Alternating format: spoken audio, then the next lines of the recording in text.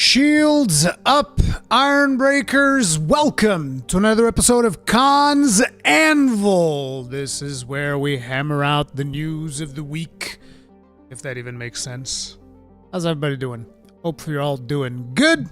Hopefully we can improve on that with a couple of gaming news coming right at you, coming your way in this fine, what day is today again?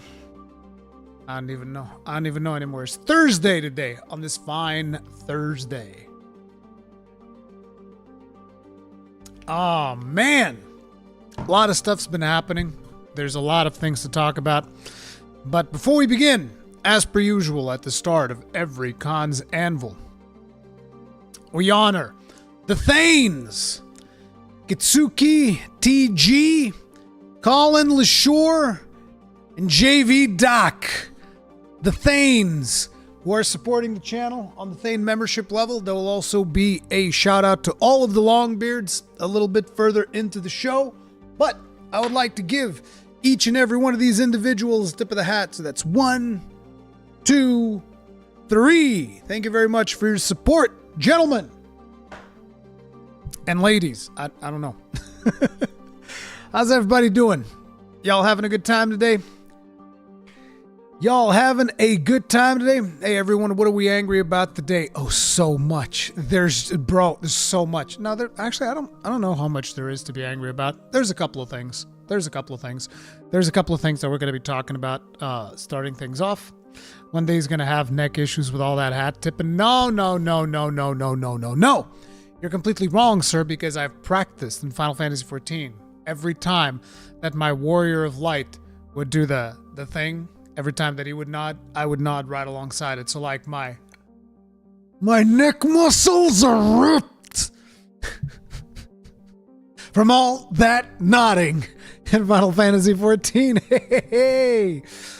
I was doing great until about 70 seconds ago, just because I destroyed you on Discord, fundamentally, on every conceivable level. This is Tommy Giggles. You don't have to be upset. This is fine. By the way, you're going to see me drink from this today. This is actually a lot of streamers use these things. I've had this one for a while. To give you guys an idea, this was from like back in the Code Vein days, right? This was my shaker that they gave me for Code Vein. Except instead of mine being filled with energy drinks or other garbage, it's got cucumber and lemon water on it. I figured I'd try something. I've heard that this is supposed to be good for your gut. So yeah, but I did cover up the G Fuel logo because you ain't getting no free advertising from me, G Fuel. I don't mind promoting Code Vein though. That's fine. They're the ones who gave me the shaker, so it's whatever. It's a sippy cup for toddlers. Yes, I like it. I have my sippy cup because at the end of the day, I'm just a man-child, a 42-year-old man-child, a man-toddler, a mandler. Wait. No, that sounds weird. That sounds funky. Put some pineapple on it for the wifey? Pineapple? Why?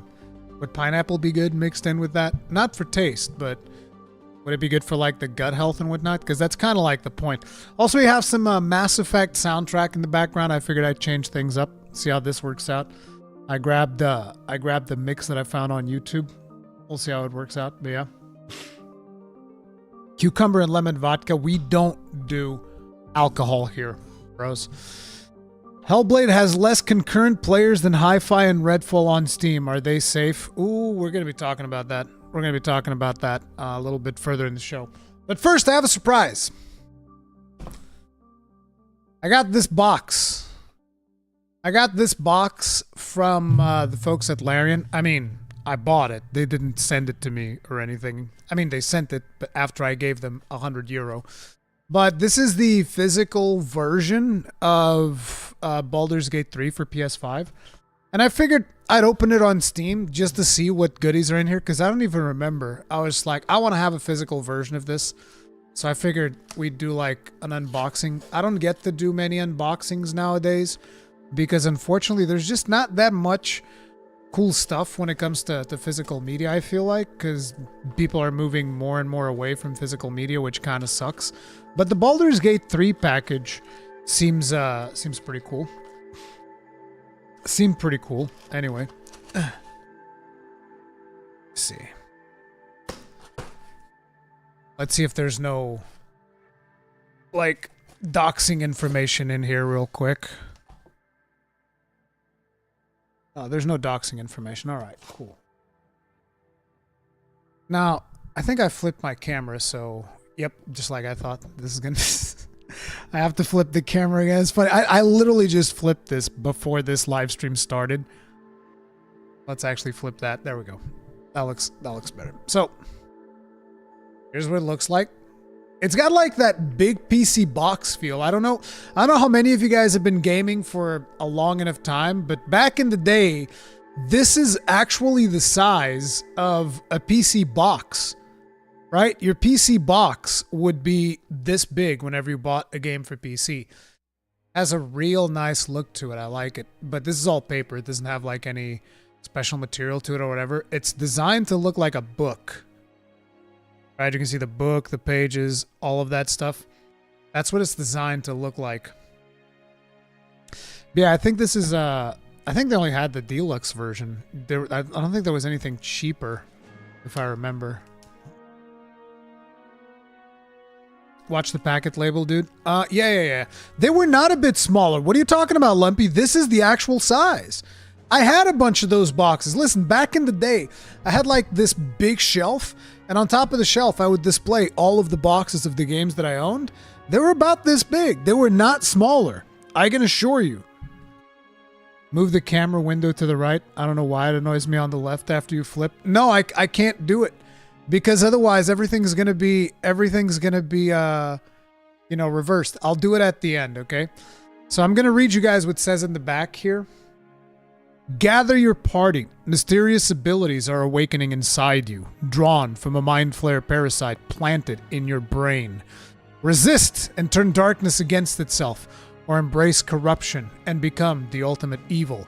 From the creators of Divinity Original Sin 2 comes a next-generation RPG set in the world of Dungeons & Dragons. Choose from 12 classes and 11 races from the Dungeons & Dragons Player's Handbook and create your own identity. Play as one of 6 fully realized origin heroes or tangle with your inner corruption as the Dark Urge. Customizable origin with its own mechanics and story. Gather your party and return to the Forgotten Realms in a tale of fellowship and betrayal, sacrifice and survival, and the lure of absolute power. I cannot recommend this game enough. This is probably going to be one of the last physical editions that I'm going to buy because, quite frankly, look, I'm just going to be real here. And it's like, I'm sorry if this offends any publisher, or maybe I'm not even sorry, to be honest. But it's like, most of you don't give a shit about physical media. You don't. You fucking don't. And you fucking know it. And it fucking sucks. All right? Most of the big publishers out there, they don't give 2 shits about physical media anymore. And it really sucks because stuff like this is really cool. And by the way, I would also like to point out that First Press Games are a bunch of fucking scammers because I bought Chained Echoes like, I don't know, 2 years ago by now. And guess what? I was able to get this before that. This game wasn't even out by then. I was also able to already buy Sea of Stars before you released your physical version, bro. Physical media is dead. I'm really sad. It really saddens me, but it is what it is. So this is just like a little cover thing, right, for the box. There we have the box here. They also sent me a digital code because apparently there's like some digital goodies that you can get for this on PS5, so I have that code. Aww. This kind of sucks. The little book thing that you have here, it's a piece of tape, and it's going to just basically be destroyed once I open this. It's designed to be destroyed. Like, look, it's got the things here. That's disappointing. I was hoping I'd be able to still have the little book thing, but oh well. Would have been cool if they made this somewhat reusable. Let's see if the tape doesn't break any of this. Not that thick usually, I don't mean height. They were yeah, some of them were a little bit thinner. Yes, some of them were thinner, but there were some that were also that thick. The thickness was actually, it would be variable. So no damage from the tape, so they used good tape. That's good to know. So long as you peel it softly. Oh, but the image stays. Okay, that's cool. The little booklet image, that stays. That's so strange. That's actually a really interesting detail. Like, you see how they put the little booklet thing on the tape? But it stays. Like, I thought it was going to go away, but it's still there. So that's cool. All right, now I'm happier. I was a little bit sad for a couple of minutes, but it's nice to see that they actually thought about that. That's cool. Now let's open this. Oh, there's a thing here. So it's empty now. By the way, these things were not limited. And also, before people start thinking about, I did not get sponsored for this. I just bought this. And I don't even think I'm going to use the actual disc, to be honest. I just wanted to have a physical edition of the game. Because if I'm ever going to play this, I'm going to be playing it on PC. But I figured, well, might as well buy the PS5 version in case I ever feel like playing it on PS5. Oh, that's cool. They got a map. See, this is the type of stuff that we love. I mean, at least I love this type of stuff. You know, it's got a cool map. Look at this. It's got all this cool stuff. You know? These little things, these little details, these matter, dude. These friggin' matter. This looks sweet. Let's see what else we got.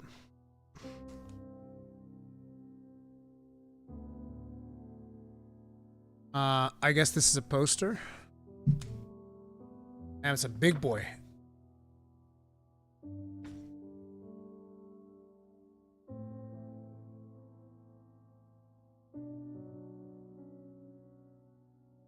It's a poster of the Emperor. He's like all gilded and stuff. It's pretty cool. At least I'm assuming it's the Emperor. Again, I want you to keep something in mind. This is not a collector's edition. This is just a deluxe version. I think the collector's edition came with like a statue. We have a bunch of stickers. See, these things are cool. I don't know why people don't do this stuff anymore, but this stuff used to be so cool. Like, people used to feel good about spending money on these things because you feel like you're getting a bunch of cool stuff to around the game. I think that the only people that still do this is actually CD Projekt Red, because I think most other studios just don't care about this type of shit anymore. But like, these things are important. This makes the experience way cooler. So you get some more stickers, and then I think it's just the game now. Yeah, we get this is just the game, the box. I think that this is version 1.3. They don't really detail it here, but at the time when they were working on making this physical version, they said that the version that comes with this is 1.3, which is a version that had a bunch of fixes on it already. And like, look, see, Ubisoft, you bunch of fucking losers. Look at this. Look. You see those two circles there right in the middle? You see that shit? 2 discs? Fucking learn something, you bunch of fucking troglodytes. 2 discs. Isn't it amazing how this small indie studio somehow managed to figure this shit out? They're like, oh, the blue. And the worst part, I think the worst part is the people that defend it. It just, oh, when people start coming at me going like, well, you know, they can't fit everything on the Blu-ray. They can't fit everything on the Blu-ray. It's like, yeah, that you put 2 discs. That's what you fucking do. You can't fit everything on 1 disc? Get another one. They can fit the box. Bro. Larian Studios just once again showing everybody how it's fucking done. They're like, no, listen, no, it doesn't fit in 1 disc. That's fine. Put 2 of them bitches in there. Then we also have the original game soundtrack. You want to talk about 1 disc? They both. There's 3 discs for the soundtrack. So CD1 music recording. Did they give us the? Oh yeah, the details are in the back here. CD1 is the main theme. Yeah, there's a lot of tracks in here. There's 43 tracks across 3 CDs. So this is really cool. This is legit cool because the soundtrack of Baldur's Gate 3 is also really cool. I had actually forget, like I said, I didn't remember exactly what came in my edition. And again, I want to remind you guys, this right here, 100 euros. I don't remember if it included shipping. I don't remember if it actually included shipping, but 100 euros, all of this. See, this is worth 100 euros. Nowadays, it's like, no, it's $70 for a digital deluxe edition. What do I get for it? Fuck all. You get the base game like a peasant. Like a fucking peasant. That's what you get. Nah, bro. They're doing it right. Look, and it has these embroidery things. What is the symbol of this? This is like a flaming fist. I forget what these were. It's been a while since I've played it. This looks like the mark of blood or whatever. Is it ball? Yeah, this is badass. This is fucking badass. And then, like I said, there's also some digital deluxe code thing that they sent me alongside with this. They shipped me an email. If only I could JV Doc! grossly incandescent. Thank you very much for being grossly incandescent for 13 months as a thing! You Giga Chad! Tip of the hat. Appreciate the support. Thank you. Thank you very much. Gave you a shout out like not even just a couple of minutes ago before we got started. But yeah, that's the end of it. That's the box. Still has the little thing. Dude, this is legit. This is a legit kick-ass friggin' deluxe edition. If you like the game, I would highly recommend. It got shipped. The packaging is fine. Everything's fine. The game is absolutely phenomenal, so there's not much to really say there. So yeah, I'm putting everything back into the box. But yeah, we got to do the unboxing of the Baldur's Gate 3 thing, which is cool. We got a bunch of stickers. Yeah, and like I said, there's still a digital code that includes a bunch of in-game goodies. I'm assuming it's like the stuff from Divinity Original Sin 2, because I think I had that in the other thing as well. Let me put this back in there.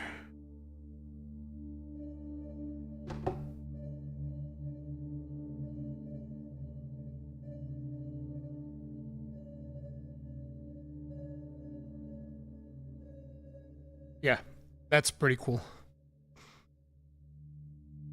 Wait, that was $70? No, this was $100. I don't know if it included shipping or not.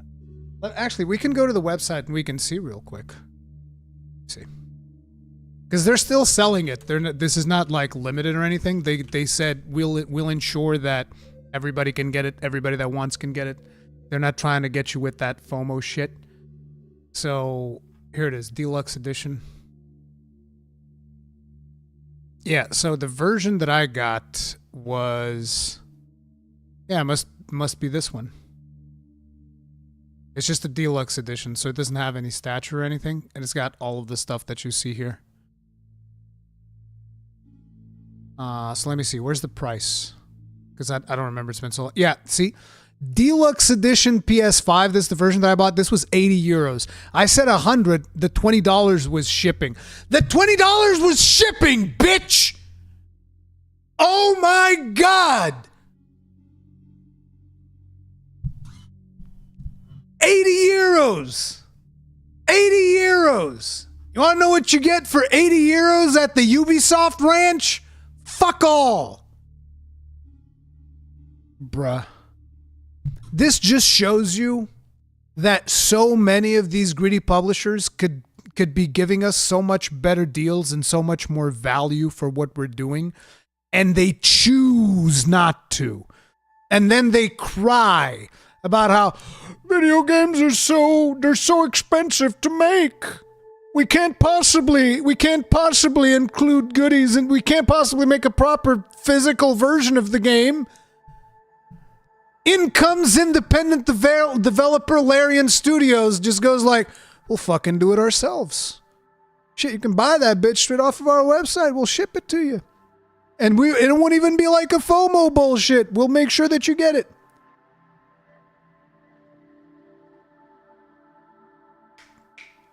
$20 shipping, man. Hey, look. Here's the thing. If you want the box to get here in pristine condition, you want to pay those $20 shipping, right? Because like a lot of times, like listen, especially in Portugal, bro. Didn't I tell you guys about that one time I bought a computer? It was shipped here. And you know, they put fragile on the box. And Portuguese mail goes like, is that a challenge, motherfucker? Is that a fucking challenge? We'll break that bitch. And they busted up the computer before it got here. It was beautiful. Rory, it all depends on how many overhead managers you have to feed with yachts. Yeah, dude. That's the thing. It's like in sports, people in charge are finance people, not sports people. 100%. Where'd you buy it from? Straight off their website. You can buy it right here. They sell it to you. You do this. You do the pre-order thing. Boom. They ship it out. Wave 2. Oh, the first wave is sold out, but they have a second wave shipping in the second quarter, and there will be more. So it's like they're making sure. I remember that I even said, oh, it's sold out, because the first time that I tried buying it, it was already sold out. I was like, oh man, I wanted to buy this, but it was sold out. And I think somebody from their team replied to my tweet, and they were like, no, we're buying it. We're making more. We're making sure that everybody that wants to get it, you can get it. There's no FOMO. I was like, that's fucking sweet, dude. Wish I liked BG3. The game was so boring. Glad it exists and others love it. It's not for everybody. It depends on the type of game that you like, but it is so good. It's so good. Why does PC not have CD? Because it's probably a Steam code, so it wouldn't make sense. I don't think Steam even supports CDs anymore. I mean, it probably still has 3 CDs for the soundtrack, but nothing other than that. Sven is one of us. Dude, Sven needs to be protected at all costs, okay? That man needs to be protected at all costs. Being in Australia, I've gotten used to anything international having 20 to 60 shipping. Yeah, I live in Portugal as well. It might be cheaper in other places, but in Portugal, it's just like they're gonna charge you out the ass. That's just the way it goes. If you live in Portugal, like, not to mention that they're straight up corrupt. So it's like, if something comes in from outside of Portugal, it's going to get stuck in customs, and then you have to go there and bribe an official so that they fucking give it to you. It's not exactly like that, but it's pretty much, because I'm 90% sure that they just pocket the money. Like, there's no... We don't take credit cards. We don't take check, cash only. I'm like, what the fuck? You're like a government agency, and you don't take credit card? Why? That's suspicious as fuck. Just gonna throw that out there. That's shady. That's some shady fucking business dealings you got going there, but whatever. By the way, team, if you guys are enjoying the stream, do remember you can hit that like button. It really helps me out. So thank you very much for doing that. And you can also subscribe for more content, because, you know, we're gonna keep that content flowing. That's what happens when you're in minor province of Spain. I'm banning you. You're banned right now, Miss Tummy Giggle. Shit, you're a moderator. I can't do that. God damn it. I would dock your pay if I was paying you. Sign reads cash only. Yeah, right. Ask for a receipt next time. Who cares about the receipt? They probably wiped their ass with it.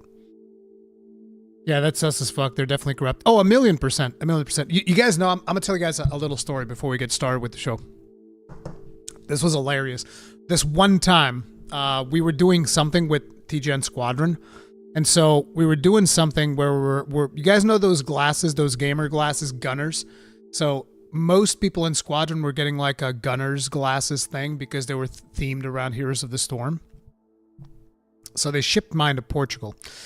And mine, obviously, everybody else got theirs because everybody else is like in the States. And, you know, for all the shit that happens in the States, customs appears to be working just fine. Naturally, mine get to Portugal, they're stuck in customs. And so they're stuck in customs. And, you know, I'm reaching out to the guys and I'm like, okay, listen, I already know they're going to want an invoice and all of this stuff. And so they straight up ask me, okay, how much do you want us to put on the invoice? Because, you know, the more money they put on the invoice, the more tax I'm going to have to pay for it. So I literally told them, just put $1. put $1 as the value of these gamer glasses on the invoice. Okay? Prospect, thank you very much for upgrading your membership to Ironbreaker. Tip of the hat. Appreciate support. Thank you. So I straight up told him, listen, just put $1 on the price of the glasses. And so they send me the thing, and I send it over to their email. And there was a guy that I was talking with over there, because like they were running around like fucking headless ants, because I told them I don't have an invoice. I want this thing. It's mine. It was sent to me. Give it to me. There's no price. I didn't pay anything for it. They're like, we need an invoice. We need an invoice. I'll give you your fucking invoice. So I go up to the guy and I was like, here you go. Here's the invoice. The guy looks at the invoice and the invoice just says $1. He looks back at me and he's like, $1? Really? And I was like, yes. These glasses cost $1. The dude just stares at me for like a good minute. And then he goes back and he goes, get my fucking glasses. That's right, bitch. That's fucking right. I didn't pay a damn thing for it. I didn't pay any tax on it. Go on, charge me taxes for $1, you fucking idiot. I was like, fuck these people. I don't give a fuck. It's like they clearly knew that those glasses were probably over €100 or some bullshit like that. I don't know exactly how much they were charging for those gunners. But I was like, yeah, get fucked. I stared his ass down and I was like, what are you going to do? You going to send the shit back? There's the invoice right there. You got a problem? You corrupt fuck. The hat too happened the same. Oh, the hat was worse, Jojo. This hat you guys see right here that Pavan sent to me from Australia. This is actually straight up a legit Australian hat, right?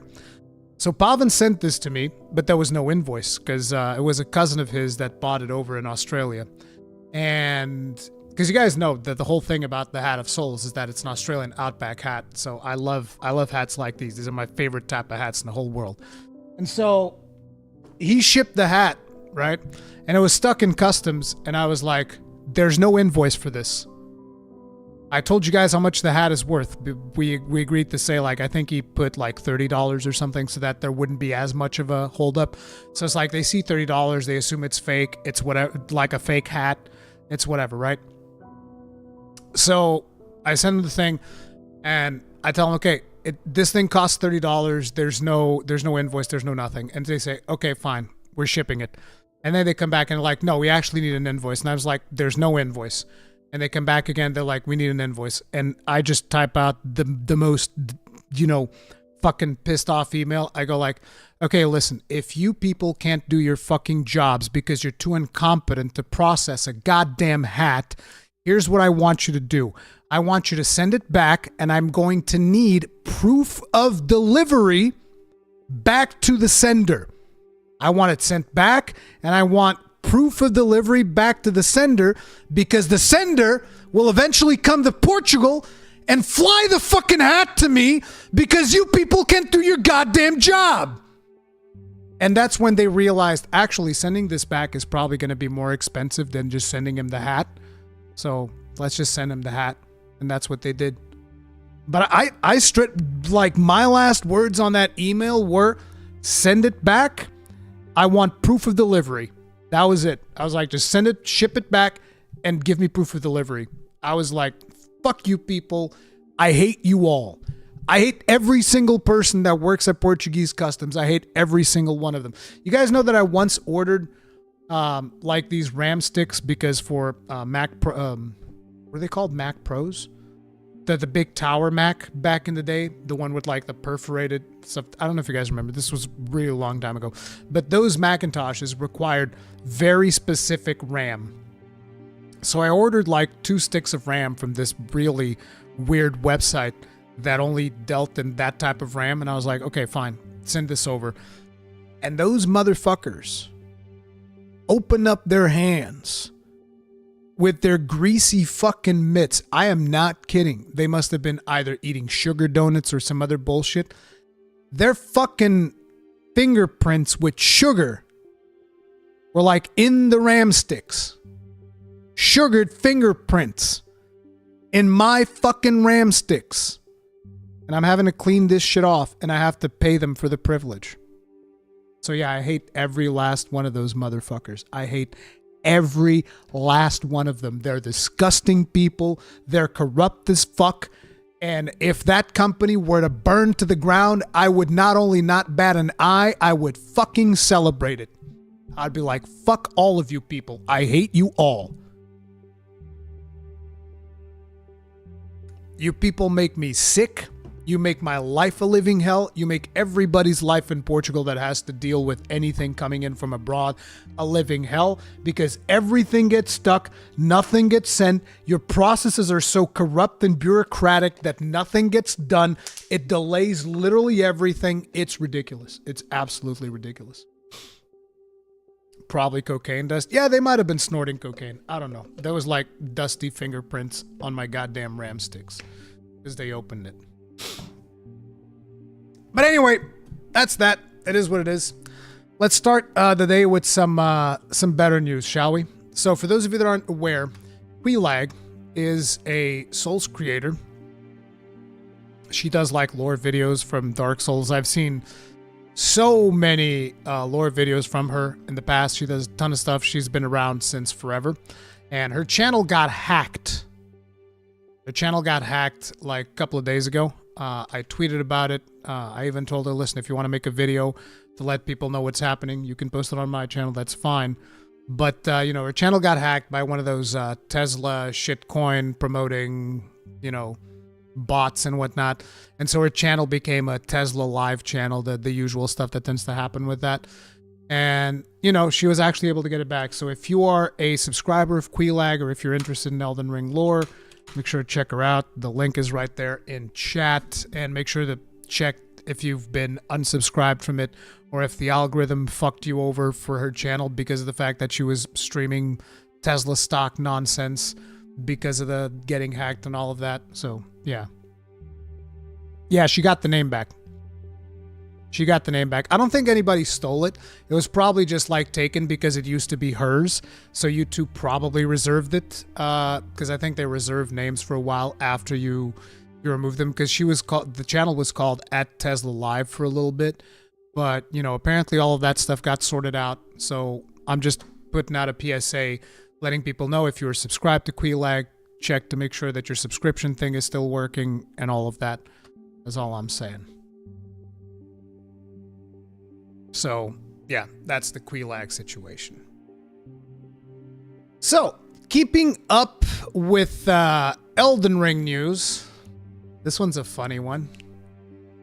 You guys remember this one? You guys remember good old IGN? So for those of you that aren't aware, Kai Cenat, who is a massive streamer over on Twitch, I don't really watch a lot of his content, but at one point he was the most subscribed streamer on Twitch. Apparently he does marathons and whatnot. I believe that his community is called the WL community or whatever, you know, because it's about the guys were going to say, oh, hold this L. Oh, that was a W, that type of stuff. At least that's what I usually see it referred by. But Kai Cenat was playing Elden Ring, and I was like, oh, that's really cool. A massive streamer is playing one of my favorite games. Fantastic. Lots of more people are going to be exposed to Elden Ring, and hopefully they will try out Elden Ring because, you know, they see a big streamer playing it, they want to play it as well, which just goes back to the thing that I've said since the start. I want Miyazaki to make so much fucking money from this game that is going to put all of the other greedy publishers like Ubisoft, EA, Activision Blizzard, Microsoft, it's going to put all them motherfuckers to shame.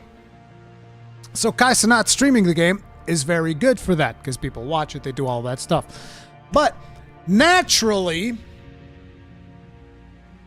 IGN, they needed to come in and they needed to accurately report on how Kai Cenat is doing with his Elden Ring playthrough.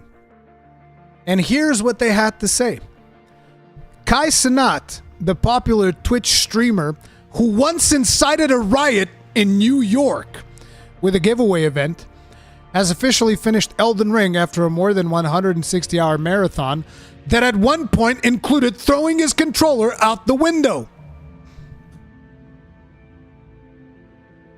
Please explain to me the relevancy of, oh yeah, this streamer that once incited a riot in New York, I don't think he was ever charged. with inciting a riot. I'm not sure if that was a thing or not. I do remember that episode. It was pretty fucked up. Like, that was pretty dumb what he did. But it's like, they went and got, like, one of the most negative things they could about this streamer to put together with the announcement that this man beat Elden Ring. Now, I'm not sure if IGN doesn't like Kai Cenat, or if they don't like Elden Ring, or if they don't like the fact that Kai Cenat is playing Elden Ring, but this is a pretty fucked up tweet. All right? This is a pretty fucked up tweet. Kai Cenat's answer to this was basically he just put out a tweet saying, fuck IGN. I retweeted that, by the way, because fuck IGN for a tweet like this. Like, what the fuck are you doing? What the... It's so ridiculous, dude. It's just they went and they found the most negative thing they possibly could to just slap together with the tweet. And it's like, why? Why would you do this? And then eventually they put their tail between their legs. We messed up that Kai Cenat story by couching it in something that has nothing to do with Elden Ring or his playthrough of it. But yet you did it, didn't you? What do you mean you messed it up? I'm pretty sure that the intent of the person who did that was very clear.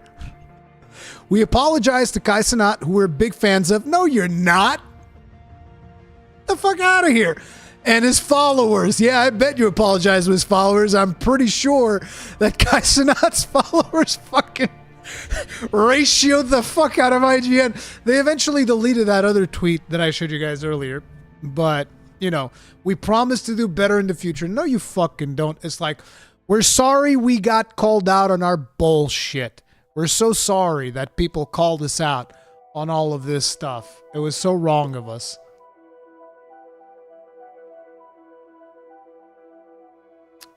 IGN heard negativity sell, so they run with that shit? Maybe. Have you seen IGN bought like 4 major review sites, making it like a journalist monopoly? Yep, we're gonna talk about that in a bit.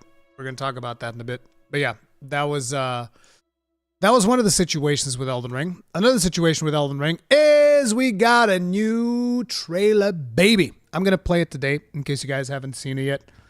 For like the 2 people that are in chat that haven't seen this trailer yet, we're gonna play it again. Then I'm gonna give you like my play-by-play of some of the stuff that is shown. Peggy 16.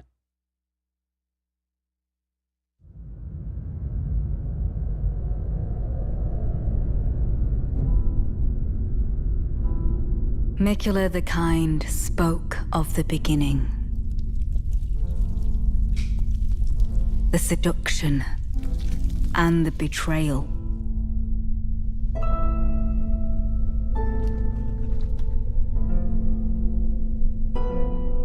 An affair from which gold arose.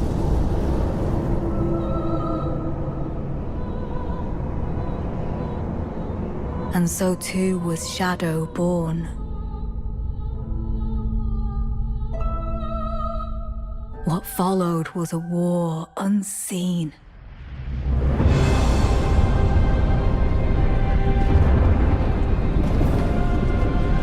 One that could never be put to song.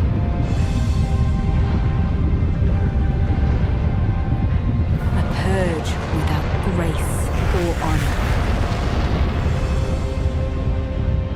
The tyranny of Messmer's flame.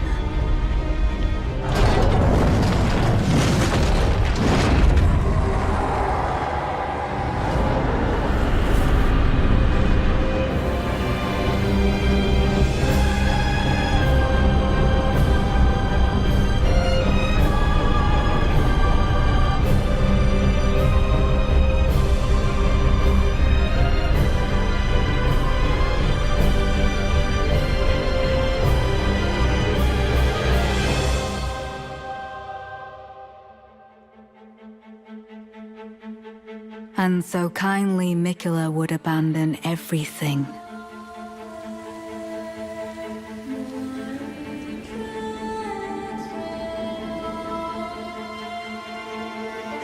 His golden flesh, his blinding strength,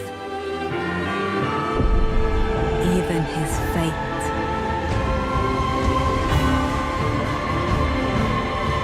But we are not deterred.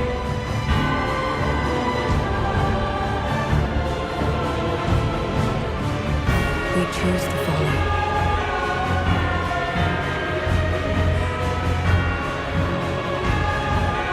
Will you walk with us?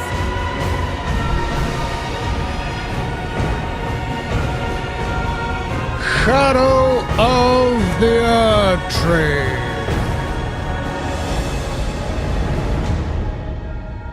So just a couple of things that I would like to point out. When we first looked at this Peggy trailer 16. in my other video, I was saying that I thought that the hand that first shows up is Mikola. It's clearly not Mikola. It is Marika. And the way that you see is because of the bracelets. Of the beginning.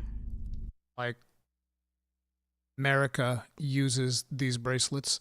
So she's taken something from the Godskin duo. There's people that are theorizing that could be the Glowmite Queen.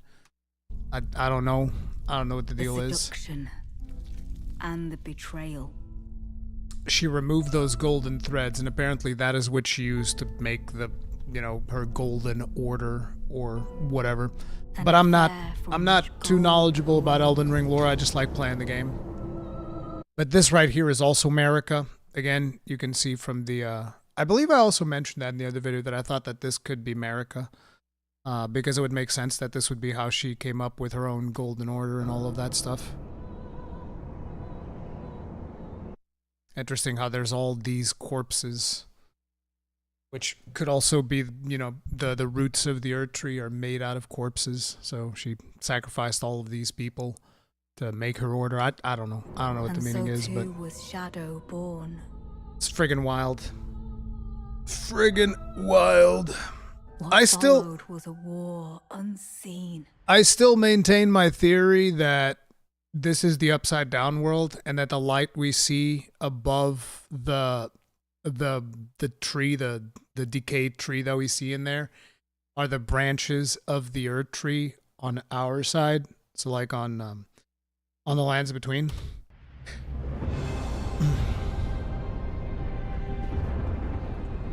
And I think that one of the things a lot of people are calling out, I mean, I'm assuming because a lot of people are talking about Berserk and whatnot, this helmet definitely reminds me of Griffith's helmet. The way that it's got the socket, not sockets, but like the cutout for the face.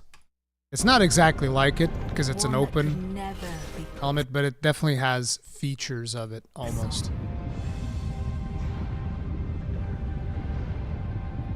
Wouldn't you see some side boof if it was Marika? I think you're reading too much into that. Another really cool thing about Mesmer in here. So one of the things that I even forgot is that I'm doing a lance build, so that means that potentially I might enjoy using Mesmer's weapon if we get to have that. So it's I actually forgot that Mesmer's weapon's a spear. I was like, oh, I'll get to use this if I'm doing like spear build and whatnot. That's cool. Tyranny of Mesmer's flame. See the dog enemy here? Not dog, lion. I keep calling it a dog. It looks like a dog to me. But another cool thing here was, because I was watching another video. I was watching a video from Smotown, and it showed, you guys remember those giants up in the fire giant land, and they're all dead? They're all impaled. They've all been impaled. Not saying there's a connection, but in here we also see a bunch of Omen dudes. All been impaled.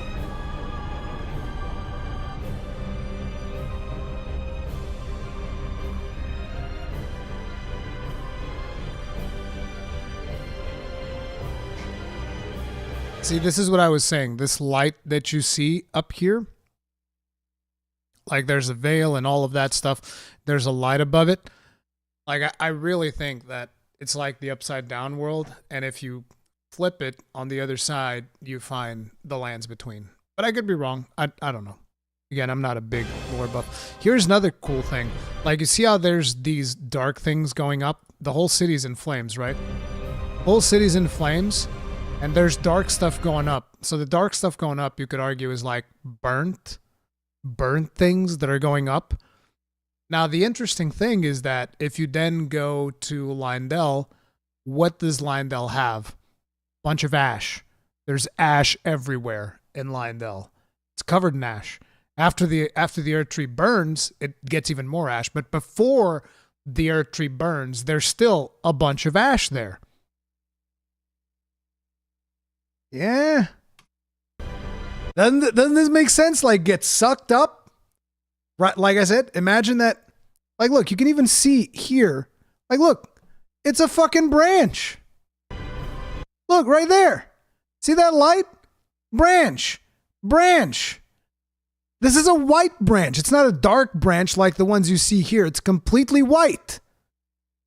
A branch made of light. Almost as if it's the earth tree from the lands between poking out. But like, think of it like this, right? Gets sucked up, and then it falls on the other side on Lindell. And it covers it in ash.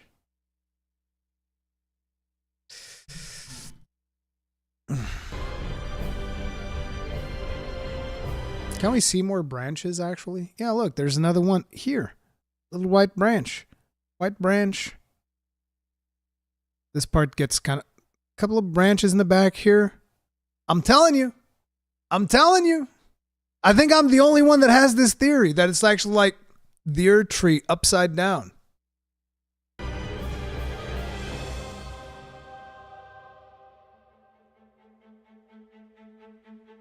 And so kindly Mikula would abandon everything.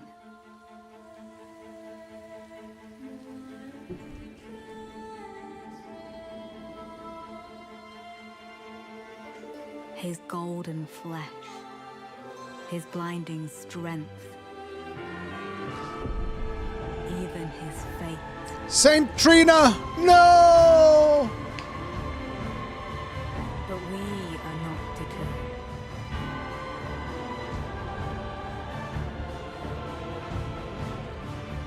We choose to follow.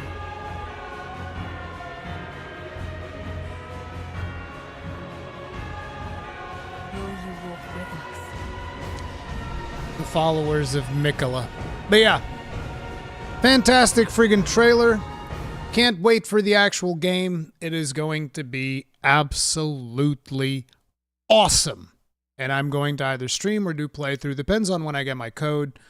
What would you guys actually prefer? Just out of curiosity. We have like 300 people here. This is a pretty good sampling of the Iron Breakers. Let's see what the feedback is looking like, shall we? Let's see what the feedback is looking like.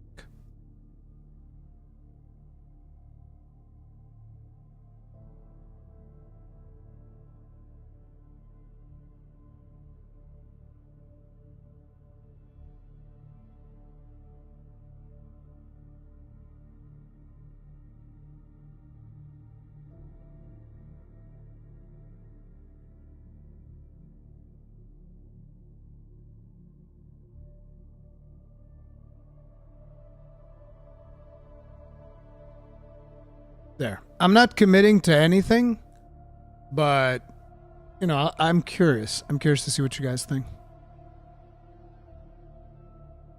Divided in 1 minute TikToks. Oh yeah, I'll get right on that. Bro, fuck TikTok. I'm not doing TikTok. Did I harm anybody in a past life that I'm forced to do TikTok?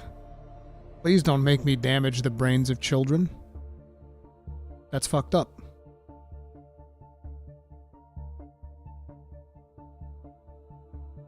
Playthrough so we can watch our own pace. You can watch the live streams at your own pace too, because the live streams become VODs. I say episodic LP because of live chat spoilers. Yeah, this is rough. The spoiler part is the part that concerns me the most. It is rough because a lot of people, they come in all excited and they're not like trying to be mean or anything, but sometimes they come in here like, hey, like, guys, remember the whole Dragon's Plague thing? Like, a random person jumped in even before the stream started and just goes and describes literally everything that the Dragon Plague does to save me from the Dragon Plague.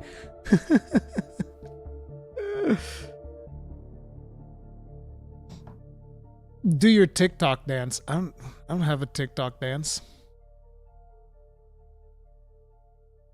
Play faster than them. I hate, like, if you know anything about me, you know that I fucking hate rushing. I hate it. Remember the Innocent ask about Goldian and Silver Los? Oh yeah, I do. I do. Refunded Hellblade 2. We're going to be talking about Hellblade 2. We're going to be talking about Hellblade 2 soon. As for streams in general. Streams are a little bit more convenient because it's like LPs don't do very well on my channel. It sucks, but they don't. I actually really like doing LPs, but they just don't do well. They just don't do well. I don't know what's going on with the YouTube algorithm. As a matter of fact, one of the things that I wanted to point out is I don't know how many people are even aware that we actually did a podcast with Jono. Like, I don't know how many people are even aware of that because I feel like YouTube's not sending out any of my notifications at all. But like, if we go in here, you guys will see, like, look, right there, front page. We did a podcast with Jono, the community manager for Monster Hunter. We talked about Dragon's Dogma 2, as well as the Monster Hunter, the Monster Hunter, I was going to say the Monster Hunter Celebration, but Monster Hunter Celebration of 100 million sales. We talked about all of that stuff, community Q&A, all of that. And I feel like a lot of people didn't even get a notification for this. Like, is there anybody in this chat that would have watched this but didn't get notified? Just out of curiosity. If there's anybody in this chat that'd be like, oh, I would have watched that, but I never got notified of it. I got the notification, but wasn't interested. Okay, that's fair. That's fair. I don't want you to watch this stuff if you're not interested. The thing to me is I felt like this particular episode just did not get sent out. Gotta get back in that Monster Hunter algorithm. Yeah, tell me about it. It's good, but I felt like you gave the most milquetoast answers. Yeah, the problem is like the news are going to be coming in the summer, so we can't really talk much about it. I'm just trying to bring you guys some Monster Hunter content because there's not a whole lot to talk about. I don't really want to talk too much about Monster Hunter stories, mostly because I haven't played it. I would like to have time to play it, but right now I'm in that Elden Ring mood. So I'm going to stick with Elden Ring and Final Fantasy XIV so that I can be a little bit more chill and have to juggle like 5 games at the same time. I've always been very much like a one-game guy. I'm already going to have to check out Wayfinder whenever that comes out at the end of the month, so I want to be like chill about stuff. I manually check my favorite YouTubers' content. Yeah. Saw the preview, set notification, didn't receive any. Yeah, see, that's what I'm talking about. Stuff like that is weird. I didn't even know this happened until after the stream. Yeah, exactly. That's the thing. That's the thing. No, I think that the algorithm's like been fucking with me. So yeah, it kind of sucks, but it's whatever. As much as I would like to appease the algorithm, at the same time, I'm also going to be doing things that the algorithm doesn't like. And it is what it is. Look, I'm too old to be contained by the algorithm. And if I eventually fade into irrelevancy, then I will fade into irrelevancy and fuck it. I don't care. Kind of sad how I know Yoshi P gave us a week for Elden Ring, but it's not enough for me. Here's the thing, JP. There's no need to rush to go to Final Fantasy XIV. I don't think you need to rush at all. Like, there's still going to be a significant amount of time before raids are out. There's still going to be an amount of time before new content is out. So I am going to take my time with Elden Ring, and when I'm done with Elden Ring, I'm going to gorge myself on Final Fantasy XIV. It's just that simple. If you fade, just drop the Bugsnax playthrough. That's exactly what I'm going to do.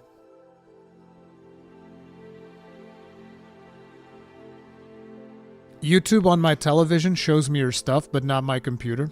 That's interesting. That's very interesting. Your notifications show up on my phone, not always on my PC. Yeah, I've definitely noticed like a massive dip in viewership over the last couple of months, but whatever. I do the best that I can, and if it works, it works, and if it doesn't, it doesn't, and it is what it is. Because I'm not going to not cover the things that I'm interested in.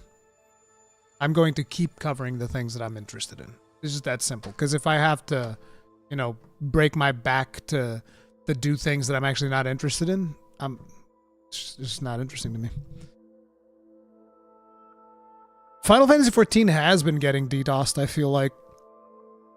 I've been playing the game, and a lot of times it feels like my skills aren't, they're not registering accurately. And this is after I already removed most of my macros to get snappier responses from skills. And it's still just like, I'll fucking have to press, for instance, I've been playing Warriors, so it's not Raw Intuition. What do they call the new one? Whatever's the name of the new skill that's not Raw Intuition. I would press it and nothing, and then I would press it again and I have to like fucking hammer it in 6 times before the fucking skill comes off. I'm like, bro, what's wrong with these servers? They're busted. It's really bad, and it didn't used to be that bad. It's like I purposefully got rid of most of the macros that I had, because I had some macros that had just some instant OGCD skills and stuff like that. But I got rid of all of that because I was like, no, I want snappier skills. And it still doesn't work. It's been pretty busted. But yeah, we'll see. Been trying to become grossly ungassed for 3rd months, but there's no option to become a paid monthly member. Is it because I'm on iOS? There should be. I appreciate the effort, by the way, but it's like there should be. I mean, you just go in here and where's the thing even? Yeah, there's the join button right there. Does it not show up on iOS? Let me see. I'll do it live. I'll check live right now. Just for you. Just so you can give me all your money. All I care about is money! Give me all...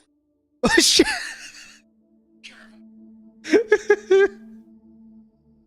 Yeah, it doesn't seem like there's an option on iOS. No, is it here? There's only super stickers and SuperChat. I guess you can't do it on iOS. It doesn't appear to be an option. Interesting. How come there's no option to sub on iOS? How the fuck does this work? That's so weird. Oh my god. Yeah, I don't know. I don't know how that works. You'd probably have to do it from PC. I guess you can't do it from iOS. Probably because Apple hates Google. You know what? That actually makes sense. Apple doesn't like it. But Google are the ones who make the YouTube app. So wouldn't this be... Oh, they're probably not allowed to do it. Because isn't everything that's on iOS has to go through the App Store? So if they wanted to sell like a YouTube membership on iOS, you'd have to buy that on the App Store, and then Apple would get a cut. And they probably don't want to do that. That actually makes sense. That's probably why. Derpasaur, thank you very much for being grossly incandescent. Tip of the hat. Appreciate support. Thank you. Thank you very much. Yeah, exactly. Yeah, exactly. That's probably it, Mint Parfait. I agree. But yeah, guys, here's the thing. I'm joking around and all that. Never feel pressured to become a member. Never. I mean, if you can afford it, I appreciate it. Thank you very much. I appreciate the support. I really do. But I also don't want people to feel like peer pressured or even pressured by me to join as a member. Like, I appreciate the support. I really do. But never feel like you have to. Just showing up, hanging out, super happy. Okay?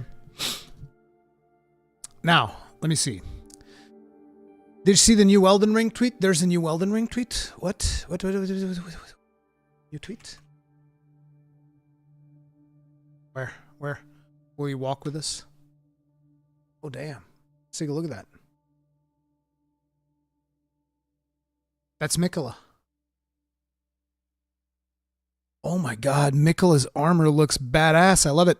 This helmet reminds me of, what was the name of that knight from Dark Souls 2? I have his fucking thing right here. I can show you. Look.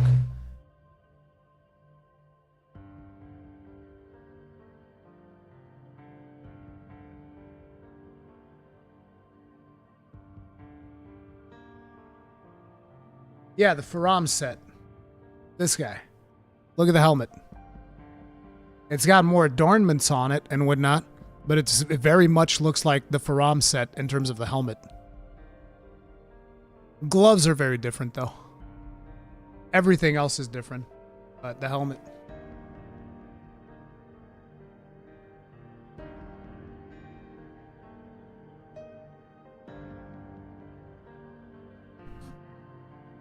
No, it's the knight narrating the story trailer.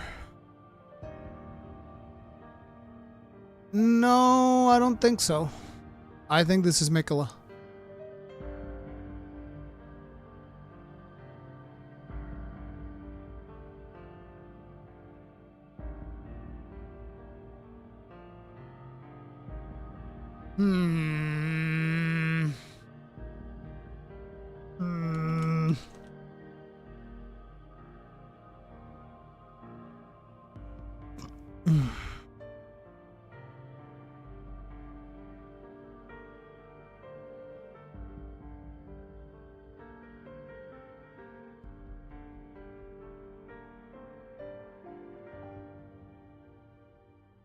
No. No, I don't think so.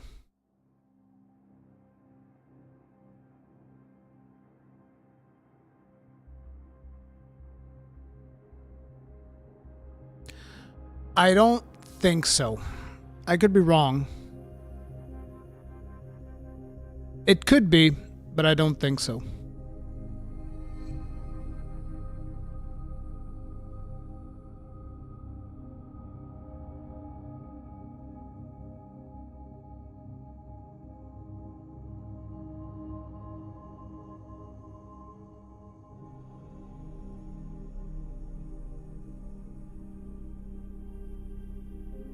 There's some similar symbology like here.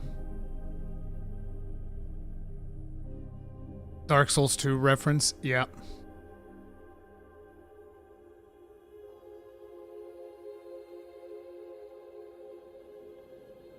Swag.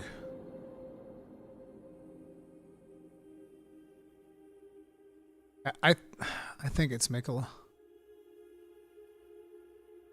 Yeah, I don't know. I don't know, man. I don't know a lot of this lore stuff. I'm not smart.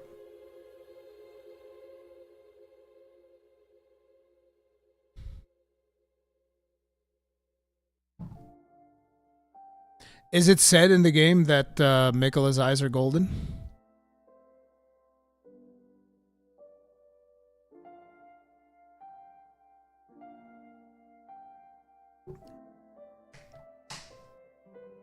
$49 on the gameplay.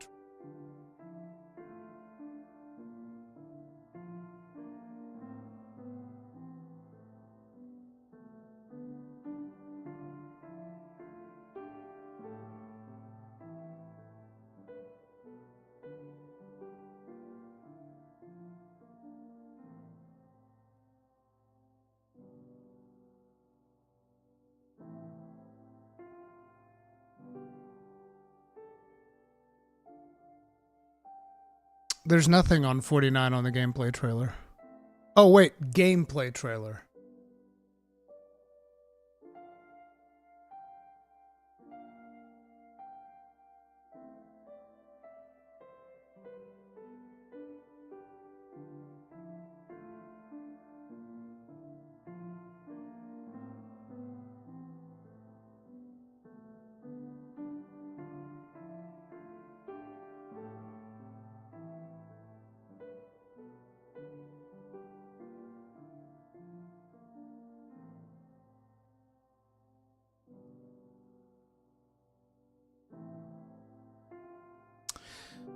Okay, I can be convinced you might be correct. I might be wrong. See, this is why I don't do lore speculation videos. I do gameplay speculation videos, okay? I speculate about the gameplay. That's my jam. I don't do good lore I don't have the big brain, okay? My brain is smooth. Smooth like a bowling ball. Has a nice little sheen to it. And I can also remove it and throw it and knock down a couple of pins. My brain smooth. No wrinkles. I mean, turn on the AC. Smooth like a shield. QAnon video series. You speculate on gameplay and are still wrong. Yeah, well, you're still here, aren't you? Fuck you. You're still watching. Actually, I'm often right about gameplay speculation. I would say I'm probably right to the rate of like 6 times out of 10. I feel like I'm probably right in that type of speculation.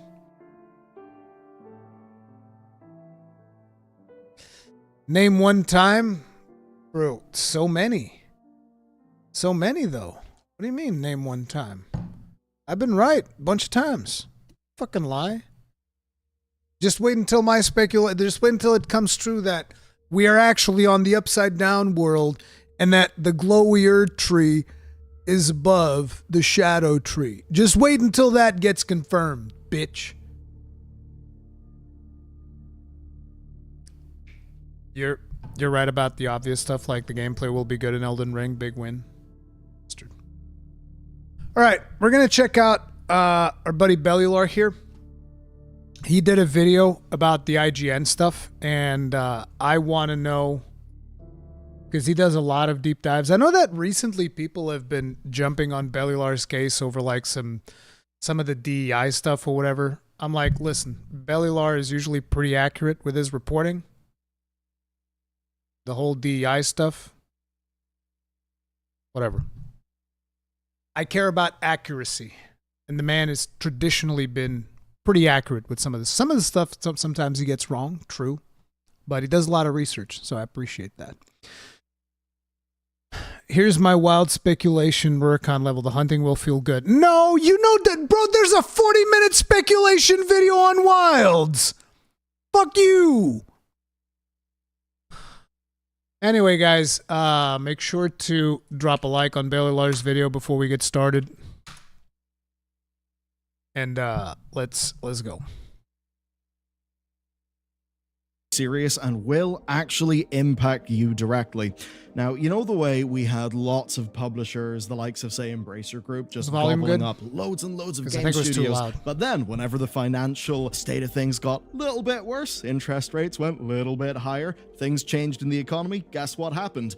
A lot of those studios just got killed. A lot of studios that were custodians of IPs that we really have enjoyed, where there was a hell of a lot of potential. So that was a hell of a lot of damage done to our industry and a lot of brain drain. A lot of people who will be going elsewhere, meaning that we will not get them working in games that we can play. A similar thing. Yeah, Embracer was a huge fuck up. I believe that Embracer was all about Saudi money or something.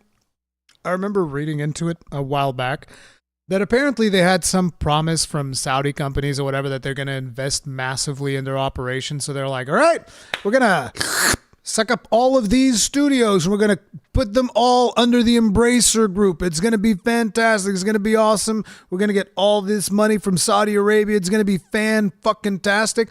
And then suddenly the Saudi Arabia money was like, actually, we changed our mind. And Embracer was like, what? Kill everyone.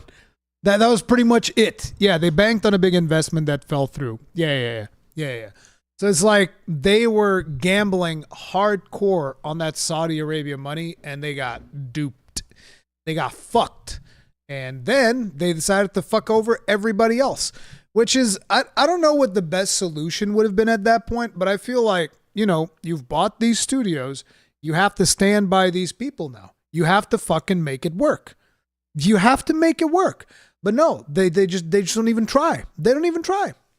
Bro, I swear, if I folded like these fucking companies, dude, like Microsoft just, you know, destroying 4 studios fucking out of nowhere.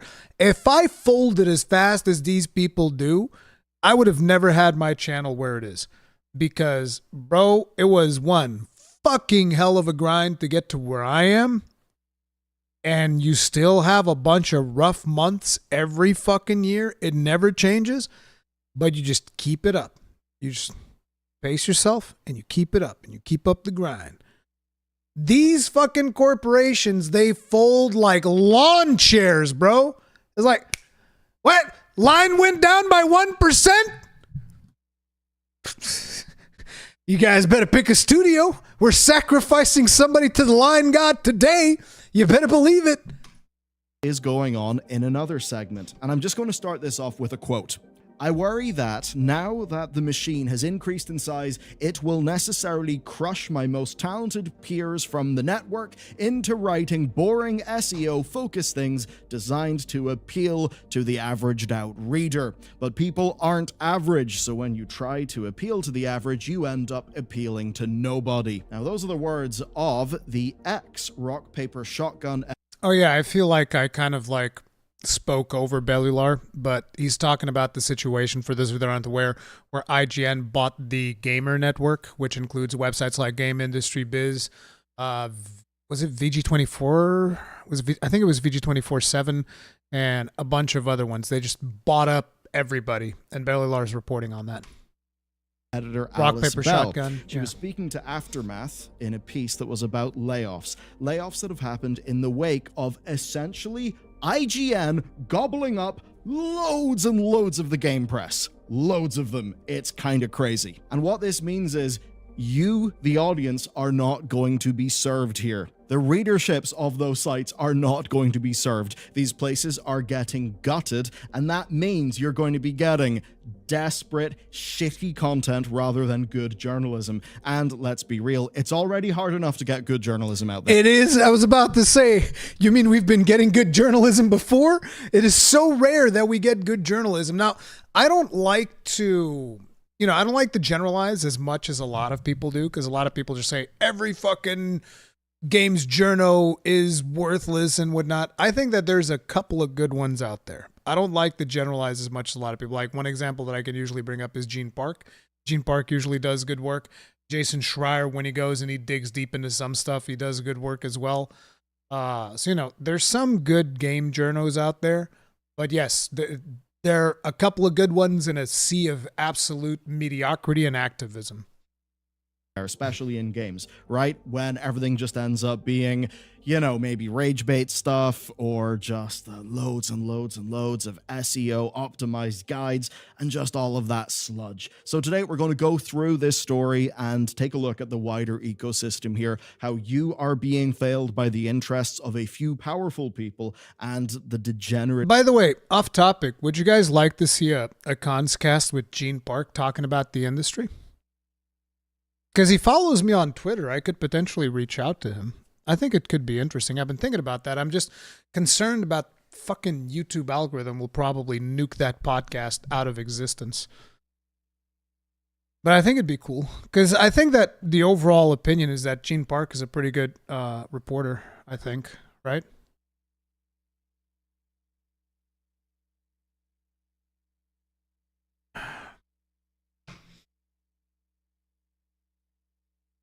Schreier's not innocent at all. He's former Kotaku before Bloomberg. Oh yeah, I have a video where I talk about Schreier back in the Assassin's Creed Odyssey days, because he was fucking standing for Ubisoft. You guys know that Jason Schreier was standing for Ubisoft? I don't know if those tweets are still up, but the video that I made certainly fucking is. I showed this video on my Assassin's Creed Shadow video. It was this one. Microtransactions are fine. Shut up. It was like, no, these microtransactions are not okay, Jason. He's upset. Then he goes, look at him. I remember Jason Schreier going after fucking YouTubers. Look at him. It's sad how YouTube facilitates this culture where people toss around words like exploitative and predatory without really thinking about what they mean. Assassin's Creed Odyssey microtransactions are at worst annoying. They're not a cancer on the video game industry. Does anybody agree with Jason Schreier's take? When people say, oh, this aged like milk. This is one of those things, okay? This tweet right here by Jason Schreier, yeah, this definitely fucking aged like milk. And it wasn't even good to begin with, all right? It was already kind of sour when it started. I never knew about this. Yeah. Can't you re-upload? What do you mean re-upload? It's there. My video is there. His tweets, I don't know if they're still there, but my video is there forever, as far as I'm concerned. I know how he got his Bloomberg meal ticket. I don't know anything about that. I mean, like I said, he has a lot of contacts in the industry. A lot of people respect him as a professional. Like, for instance, during the Anthem days, a lot of the stuff came out from Jason Schreier. Incentives that basically rule their actions. And part of what is driving this is a fundamental change in the ad market. That's something I'll get to later on in this video, but straight up, it is why, rather than relying just on YouTube, we are building Baldur.games, right? Our own site, our own place. And over there, you can get access to all of our reports, like the actual written reports, stuff before I see it, right? You'll get all of our videos ad-free. You'll get them early, like as soon as we make them, they're up there. Our daily newsletter loading screen, which covers far more stories than actually make it onto the channel, as well as game launches as they happen. And it allows me basically to invest Wayfinder. and grow in the team here to actually make all of this happen, and so that our content can be better and more reliable for you. So, Baldur.games is the best way to, I suppose, join up and help us with the mission. And with that said, let's just go through this hellscape together. So, last night, IGN Entertainment, which is the corporate subsidiary of Ziff Davis that owns IGN, Map Genie, How Long to Beat, and Humble Bundle, bought the Gamer Network. The Gamer Network owned loads and loads of sites. Now, this has been talked about for a while. Some stuff went on sale months ago with gamers. The outlets that this covers, though, right? GameIndustry.biz, Rock Paper Shotgun, Eurogamer, and I mean Eurogamer, like they're affiliated with Digital Foundry. Eurogamer is I think is the most surprising one, because I wasn't aware how this all worked in terms of networks and whatnot.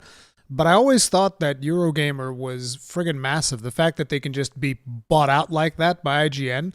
I know, I actually thought that Eurogamer was bigger than IGN. Like, if I had the option between two links, and one of those links is IGN, and the other one's Eurogamer, I 9 times out of 10 would default to the Eurogamer one. So it's like, I don't know if that says anything about me, but I thought that Eurogamer was way better. But yeah. So I believe this does impact the Digital Foundry group as well. I'm pretty sure they have a decent level of like financial independence and stability, but suffice to say, if anything bad happens to the Digital Foundry people, that would be a humongous loss for consumers, because, like, I mean, come on, the value that they provide in doing all of that technical test. 100% agreed. If they fuck with the Digital Foundry people, there will be riots in the streets, dude. I actually predict that fairly soon, the people from Digital Foundry will probably want to decouple themselves from IGN and try to launch their own project, the same way that the guys from The Escapist popped off and did Second Wind. I would imagine that that is the future for Digital Foundry, because I don't see them existing under the corporate umbrella of IGN, especially because IGN is very much guided by, their ad revenue and shit. Not to say that the other websites aren't, but like, imagine if they receive for instance, let me think, what was the game that came out recently that the performance wasn't very good? I don't know, but imagine like a situation where a game comes out, performance is not good, and that publisher is paying for ads on the website. And because of that, IGN puts the squeeze on Digital Foundry and be like, hey, shh, don't report on this one. Or if you do report on it, don't be too harsh.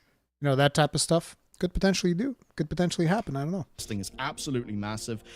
Other groups covered, though, include Dicebreaker and VG247, who are all purchased from ReedPop. And this is alongside, of course, the partial interests in Outside Xbox, Digital Foundry, and the Hookshot group that covers Nintendo Life, Push Square, Pure Xbox, and Time Extension. That's a lot of sites, everyone. And looking at the site rankings from SimilarWeb, what this means is that Ziff Davis added 100 million visitors per month to their portfolio of game sites, which is a pretty crazy thing. And again, this is in an industry where IGN was already comfortably the largest player in the space. Now, the idea, right, that basically the people who own IGN, right, the media outlet, that they then gobble up a whole bunch of other sites and then gut them, I mean, that is obviously going to be bad. Essentially, the squeeze is getting worse and worse. And this is not the first time that IGN have went on an acquisition spree. As an example, they purchased OneUp.com, and that did not end up going well. From people who worked there, they basically said it was very much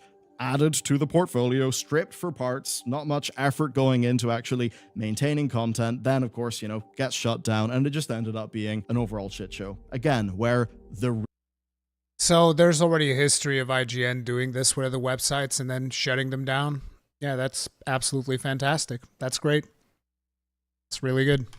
Reader and the staff lose. Now, for the reader to lose, the staff have first got to lose, and well, that was kind of rough. Staff were immediately laid off at a number of the purchased sites before the sale was even announced, and in a few cases, this is decade-spanning veterans of the medium. As an example, Brendan Sinclair of GameIndustry.biz, Stephanie Nunley-Jackson of VG247, Alice Bell of Rock Paper Shotgun, who at the time of writing was the only editorial leader on that site, and it is kind of rough. I mean, RPS, I certainly remember a few sort of odd, let's just say, articles that came out from them in the past, and really for a lot of these outlets. But like in the case of RPS, a little bit of that is what made them different, and as much as there would be times they'd rub me the wrong way, I mean, there was times where actually their stuff would resonate pretty well. Like, they had more of an edge. They felt different. They did actually feel like they had a bit of an editorial voice, and I think that, that's just the sort of thing that we lose.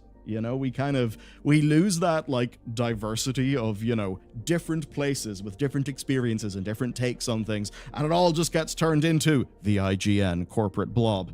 Do we want everything to be the IGN corporate blob? No. I think no, actually, we don't. So as you can see, that's rough stuff impacting, like, proper, industry vets who have been here for a long-ass time. Now, again, speaking to Aftermath, Bell said that the scale of the cuts is currently unclear to the public. Here's the quote from her. The network has lost a lot of phenomenally talented people, both in front-facing editorial and more behind-the-scenes roles. It looks like at least one person from almost any department at a company like this, you can imagine, got some bad news today. So basically, a very, very, very... So they basically bought them and now they're firing a bunch of people. That's pretty much what I would expect from a consolidation like this. Large number of layoffs. And that is actually, it's pretty rough proportionately, because you might look at a lot of these sites and perhaps you recognize the name of a publication because it's been there for years.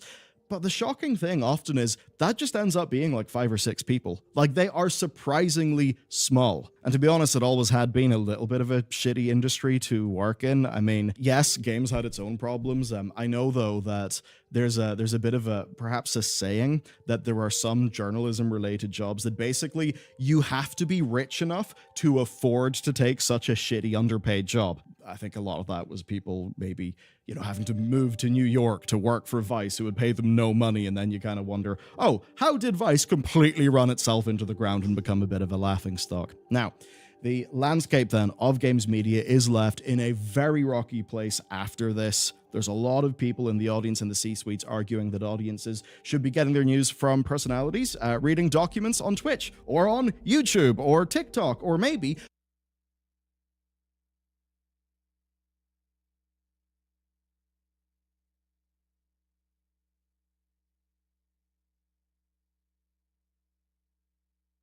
by searching for an AI-generated summary, and that is a short-sighted thing.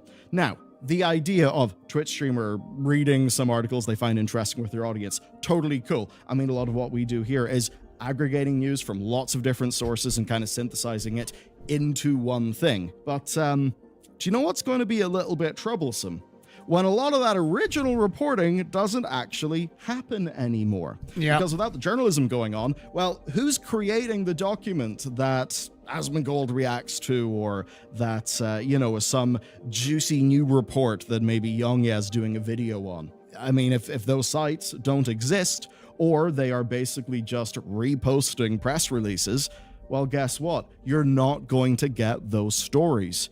As an example, look at all of the reporting into why Anthem was so much of a shit show. And of course, that also extended to Dragon Age stuff and Mass Effect stuff. That's because you had people who had been working in this industry in the press side for years, who had cultivated contacts at those companies, meaning they could get people to actually tell them what's actually going on. So that then us, the consumers, well, we maybe know, don't trust EA's bullshit when it comes to Anthem. Right? I mean, obviously, Anthem, old news, but I think you get the point. And one of the particularly challenging things here is... Calp says someone will always create their own websites for news. Why? Think about what you just said. Why? Do you understand how hard it is to get into gaming content creation nowadays? Unless you're doing it as a hobby, at which point, you know, you can put in 1 hour every now and then whenever you feel like it, but the volume of news that would get generated would be, you know, very small. And yes, like Egrin says, how exactly are you going to find them? Trust me, there's a lot of effort that goes into maintaining a gaming news website. It is actually insane. And the other thing is, like Bennyho is pointing out, is connections as well. Like, a lot of times when I'm streaming a game early, a lot of people are like, oh, how did you get access to the game? And I think that a lot of people assume that the way that you get access to a game is just like, oh, the developers just came to you and they just gave you the game. You're crazy. That's not how this works at all. Unless you're massive, like if you're past the 1 million subscribers, then yeah, stuff like that starts happening. But if you're smaller, you have no idea the efforts that I've personally gone to try and secure some of the connections that I have in the industry. You have absolutely, fundamentally no idea. It's not as easy as like, oh, you're a YouTuber, you just get shit for free. Like, yeah, let's not talk about the years of my life that I've lost building up those relationships. Not even talking about just time invested, but just gray hairs. Like, there's a reason why this beard is full of grays. Let's put it like that. AI is impactful on multiple fronts. Number one, right? Do you want articles that are just an AI processing a press release or an AI scraping Reddit? Like, no, we don't want that. I mean, hey, the AIs can hallucinate, just straight up make up facts and confidently say. Oh yeah, and in regards to the whole AI stuff, the network that I'm associated with, Broadband TV, I think they've rebranded recently. And they want to be more in line with using AI tools to enhance content creators. And I was just like, fuck me. Yeah, I'm sure. That they're facts. That can be a problem. It still is a problem, even in, say, GPT 4.0, like the latest version of it, right? That stuff can be a problem. But of course, for a lot of the people who are going to be purchasing these sites and then gutting them and stripping them for parts, they don't necessarily care as much about those things because all that they are doing is managing an asset. They don't necessarily care about the mission of that asset and why people would choose to have a job at that asset. But then there's the other front, how Google is literally killing countless websites because what Google wants to do, and it's even their new mission statement, it is to organize the world's information. And what that means... Yeah, like, let me show you guys what Google is doing because this is actually an interesting thing, right? So, like, you can go to Google. The default search engine that I have on this website, on this browser, is Google. So I can just go in here and say, which websites did IGN buy? And look at what Google does, right?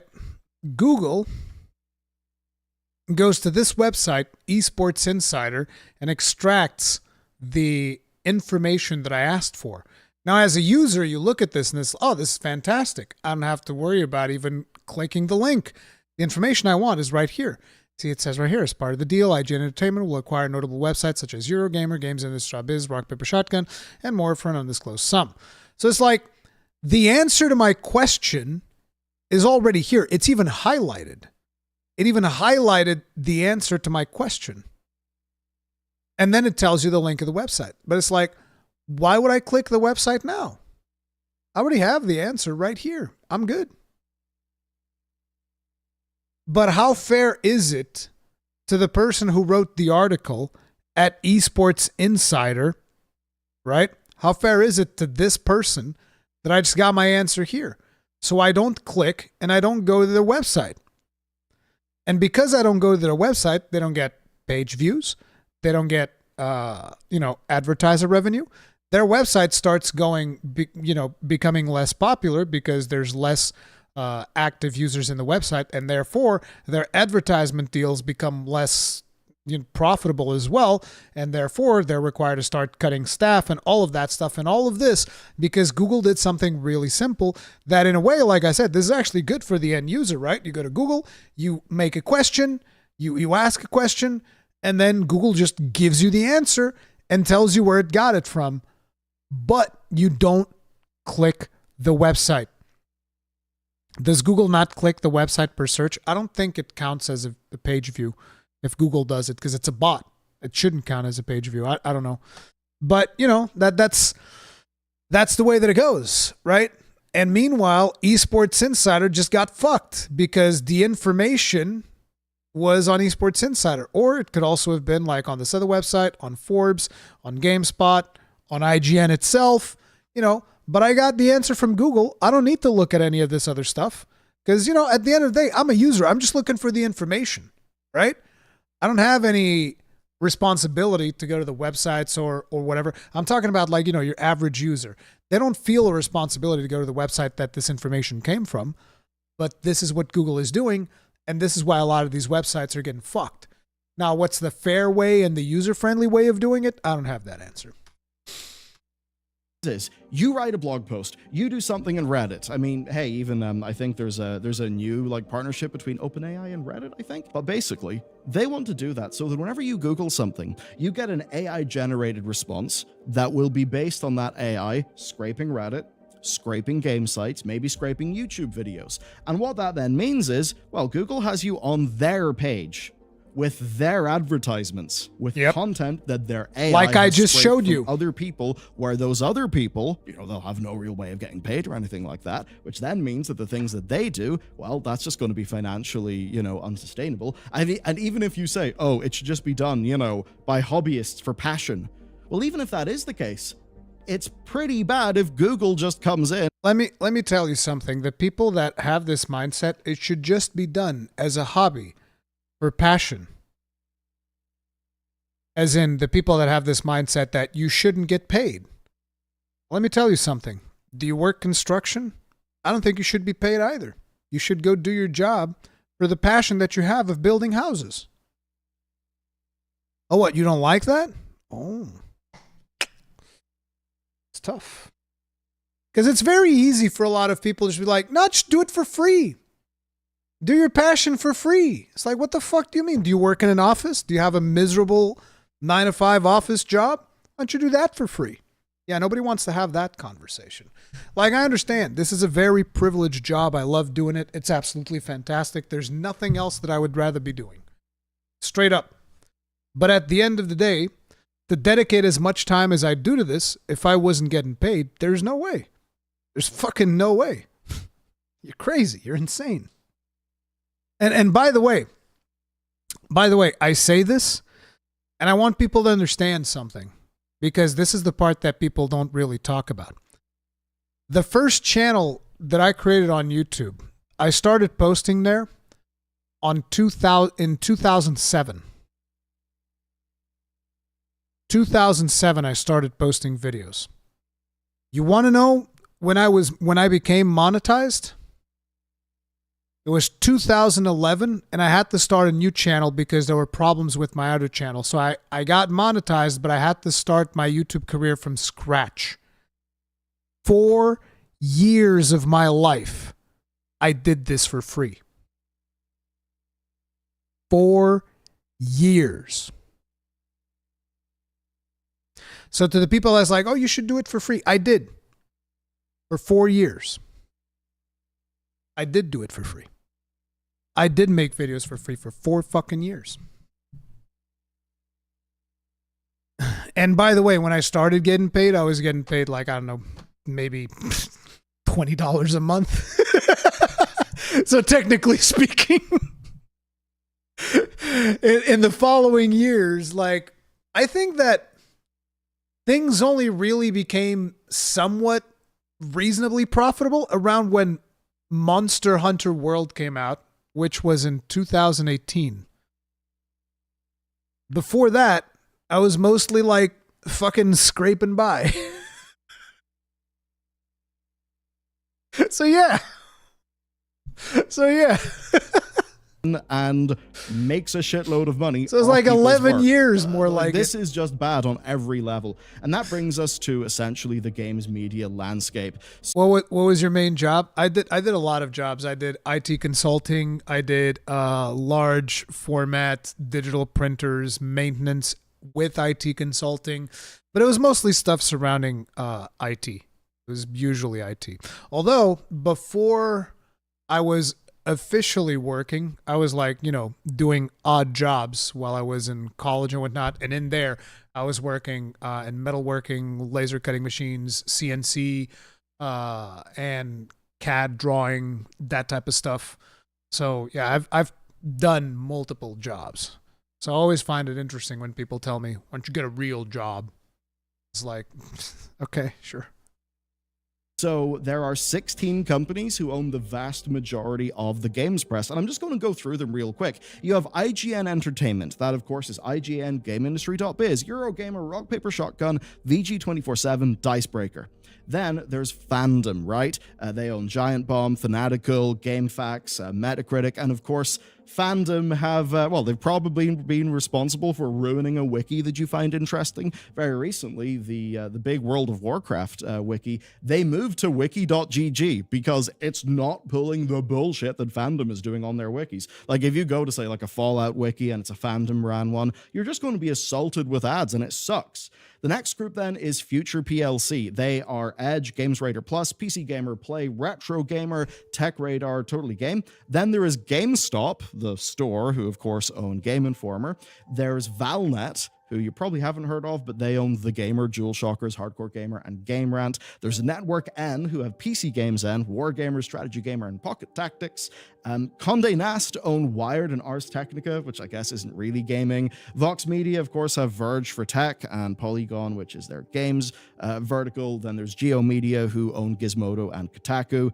And trust me, we're almost there. Hookshot, of course, Nintendo Life, Push Square, Pure Xbox Time Extension, and Gamers. Gamers absolutely suck. They were very much caught trying to do AI stuff. They own the likes of God Esports, Pure Game Guides, GameBird, Twinfinite, Prima Games, a whole bunch of other ones. The Mary Sue, Destructoid, PC Invasion, Upcomer, Escapist. So you know the way Yahtzee and all the people involved in the videos for the Escapist, you know the way they left and formed Second Wind? Well, that's actually because of bullshit with gamers.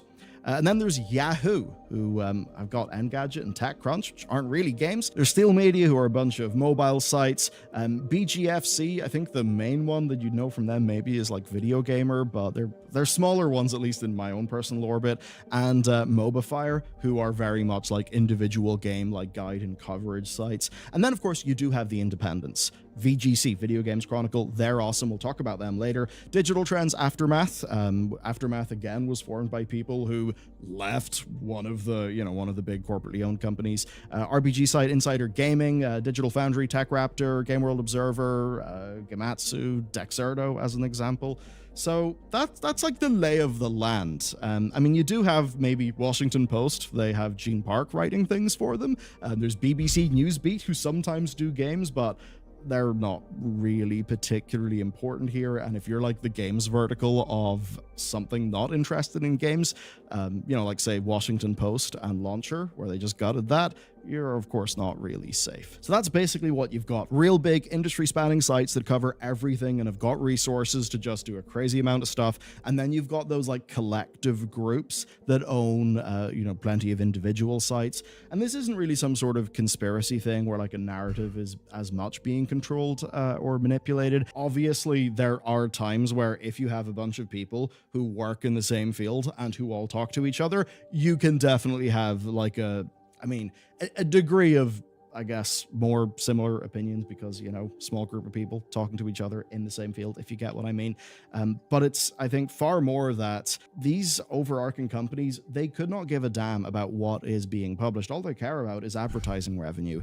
The articles, they're just generic widgets, right? They don't matter. And in many cases, a lot of these companies ended up banding together in order to survive, being able to therefore share things like backend staff, legal, site maintenance, as well as advertising network contacts. And with that, we got to talk about advertising stuff, because there is another angle to this. Gamer Network are not just a set of websites. They're optimizing stuff because there is before we another jump angle to this. into before we jump into this point, let me just take a quick bio break. I'll be right back. Don't go anywhere. And hit the like button while I'm out, okay? It'll be a nice surprise to come back and see a bunch of likes and subscribes and all that stuff. I'll be right back.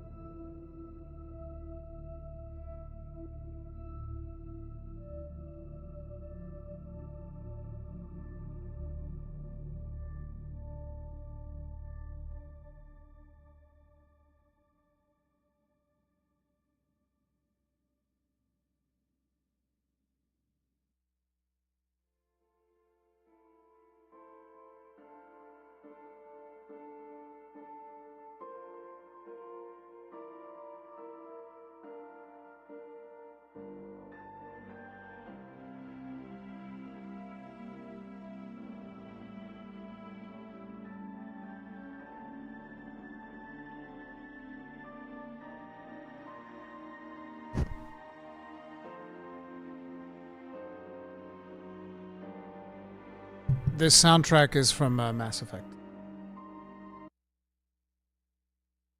That we got to talk about advertising stuff because there is another angle to this. Gamer Network are not just a set of websites. They're also an advertising network, and it's a pretty successful one. It supports the Hookshot Group and even VGC. So VGC, yes, is an independent site. However, it's it's working with that advertising network, which does mean that they are exposed to a degree of risk there. That's so for those of you that don't understand how this works, because there's these this is an advertising network. It also means that Hookshot gets advertisements. The people in Hookshot, they get advertisements from this company that IGN now purchased. So IGN can kind of fuck them on the advertising side if they want to, because fundamentally, they're competition. These websites are competition. It's an advertising network that is now controlled by the biggest player in the space, who have now got less of an incentive to support their smaller competitors, right? That's why, you have Hookshot people tweeting. You've got Andy Robinson of VGC basically saying, would you support a VGC Patreon? If so, what sorts of things would you like on it? Because obviously this consolidation is kind of spooky. It's off-putting. So those smaller groups are absolutely going to be worried about their fundamental financial viability. And when you look at those larger companies, there's a very clear reason why we end up seeing so much guide content. Ultimately, it is about optimizing advertising. There is always going to be somebody saying, Googling, how do I unlock X gun in Call of Duty? How do I do this challenge? How do I unlock, bunny ears in Resident Evil 4 or something in Stellar Blade? That is going to be Googled, and that is why guide content is absolutely massive. IGN have an entire division to do it. Yet even that side of things is still a threat because of how Google can pull the rug out and just pull everything onto their own search page. You can see the fear there, and it's because if you are working in the realm of the written word, it is genuinely hard to survive on advertising. That is why guide content is so relevant to long-term health for so many of these sites. There will always be somebody like Googling, how do I get this costume in Stellar Blade? How do I unlock this gun in Call of Duty? That will always be happening. That is why we're seeing so many guides. But now, of course, Google are even pulling the rug out there. And that means that companies are scrambling to find other ways to ensure their ad revenue can go up. And this is important because Google has been spending the last few years tinkering around with their search engine. And I'm sure you felt it. Like, you know the way you just used to Google something and you'd get relevant results? You know the way relevancy has been going down? You know the way even on YouTube, you try to search for something and by the time you've scrolled through 3 videos, it's somehow... Want to see another example of that? Check this out.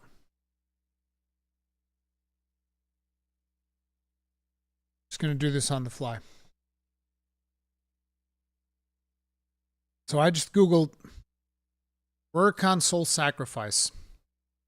So 1, 2, 3, 4 videos, 5 videos, 6 videos. Now we have salt and sacrifice mixed in here. Actually, this one's working quite well. Then suddenly we have Endymion, Geeks and Gamers, Destiny, Horizon Zero Dawn, Elden Ring. All this stuff popped up from a soul sacrifice search. We haven't even gone that far. Yeah, it's pretty crazy. Drifted onto an entirely different topic than the thing you searched for. And as for Google, well, a lot of them doing this is to highlight their AI stuff, which they, of course, want you to be interested in. They also want to keep you on Google.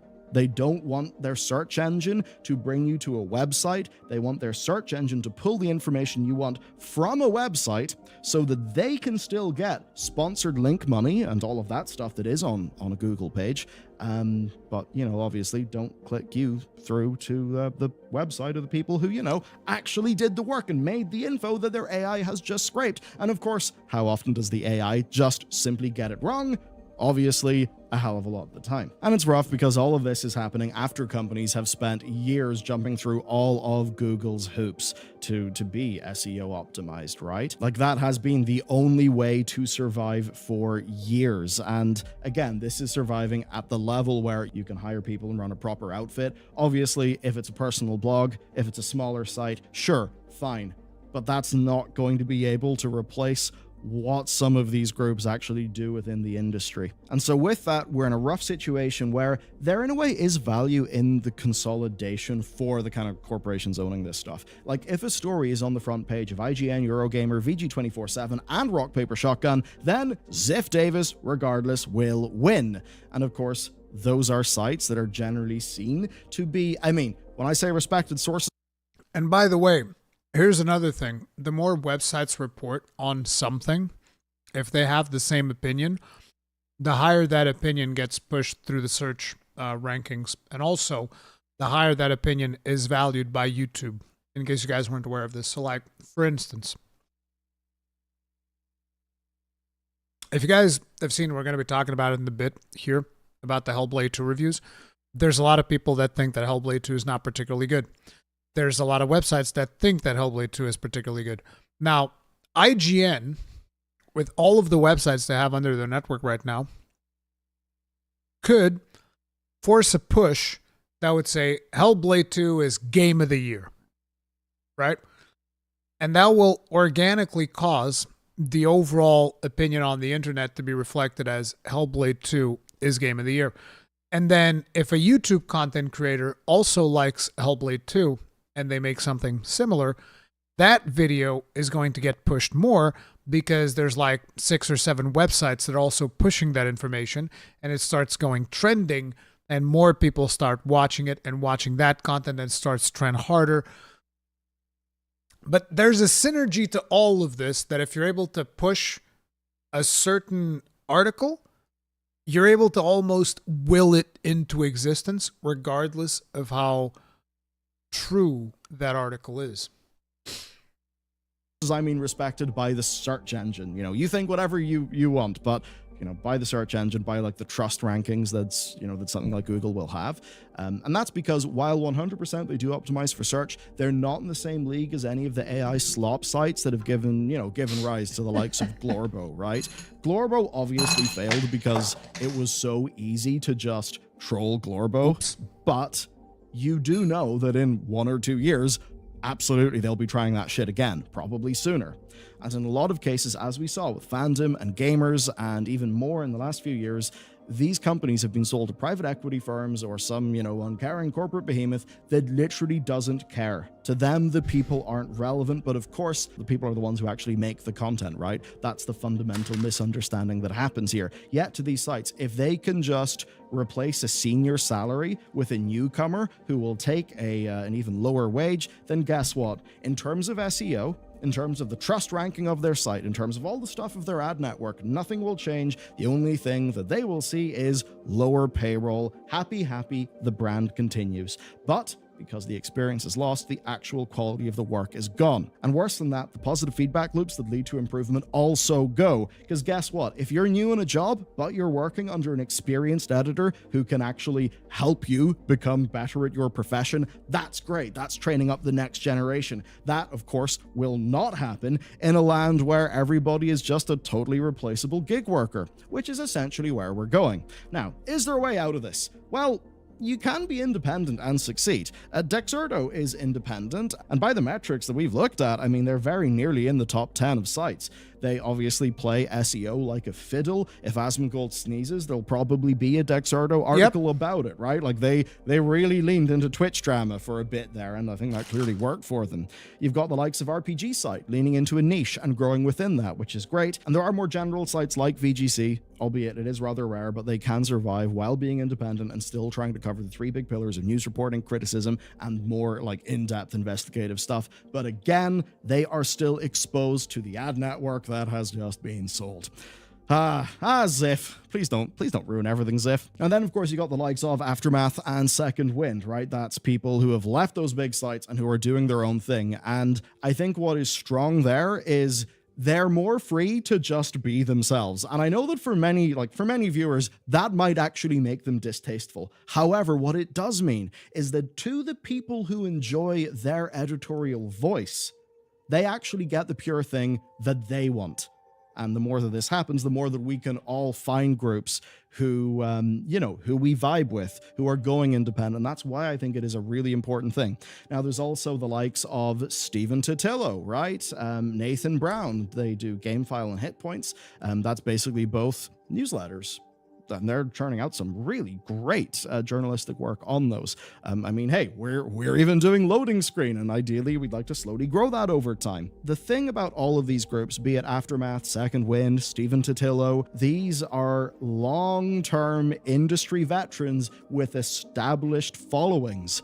Now they have to be a bit smaller, and it will be harder for them to train up new voices. And they literally don't have the capacity to fill every single niche of interests, or even just to cover every story. It's why, even for us doing nearly daily videos here, and doing loading screen, and then publishing reports sometimes that are things that don't end up being videos, there is still so much news. So to be able to cover all of that news requires infrastructure and staff counts, like what you see with IGN.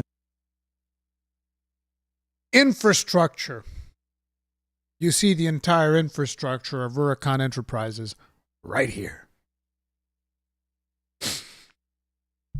It's one hell of an operation, boys. You should totally invest in the Rurikhan stock. The ticker is what's it called? $Ruriwin.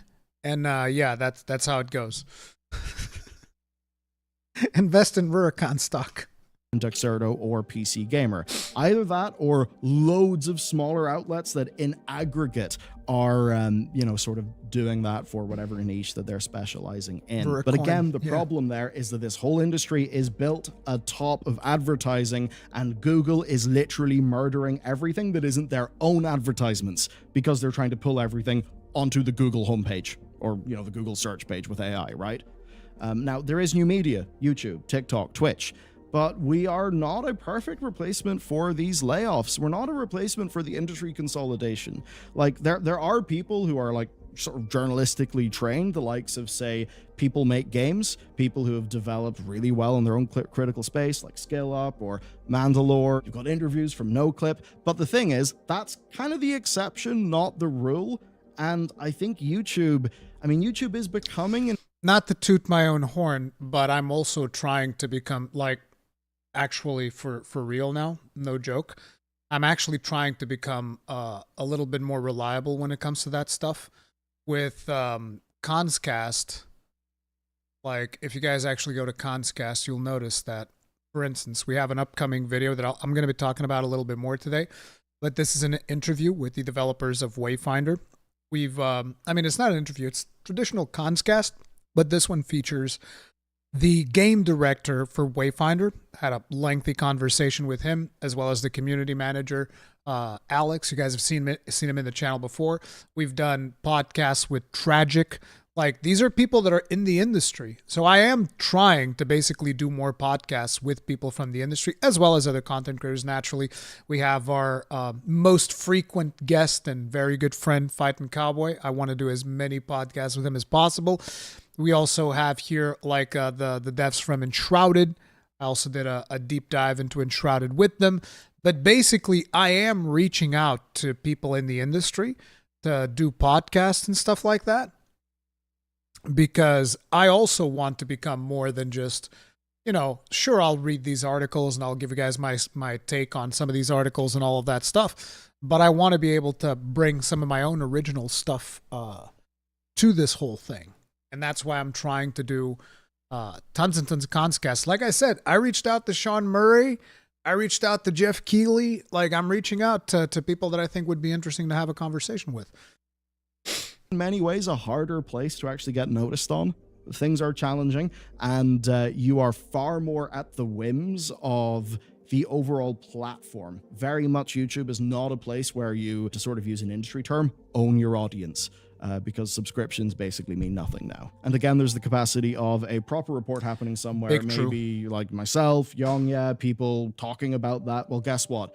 If the sites that employ the people who have got the sources at those companies are getting gutted, then guess what? Well, we don't have those articles. Punditry is great as a balanced diet, but you do actually need more. And remember, editorial is not just spell checking. Generally, that's experienced people who are guiding writers to do better versions of stories, who, have got knowledge, who have got contacts in the industry to pull quotes from. Again, there are many times where somebody working on the news beat, but they'll know their editor has a few sources. They might be able to talk to their editor who's maybe been in the industry for 15 years and knows people deep in companies.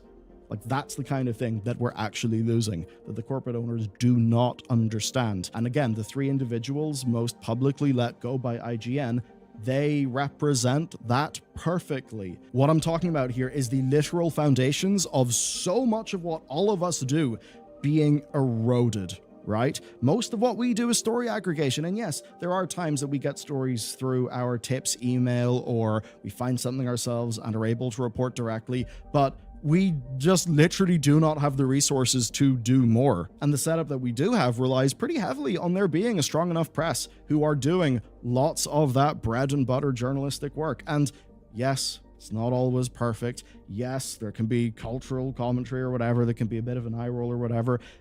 But again, there is that core bread and butter of news being surfaced, of sources, of sources being asked things. Like, that is the important thing that we risk losing. We're about to go into the summer showcase season, where the industry will be rushing to show off all of the newest titles in the best light possible, of course, after a year and a bit of brutal layoffs for people actually making games. So we're about to enter a period where there is a lot of value in the press.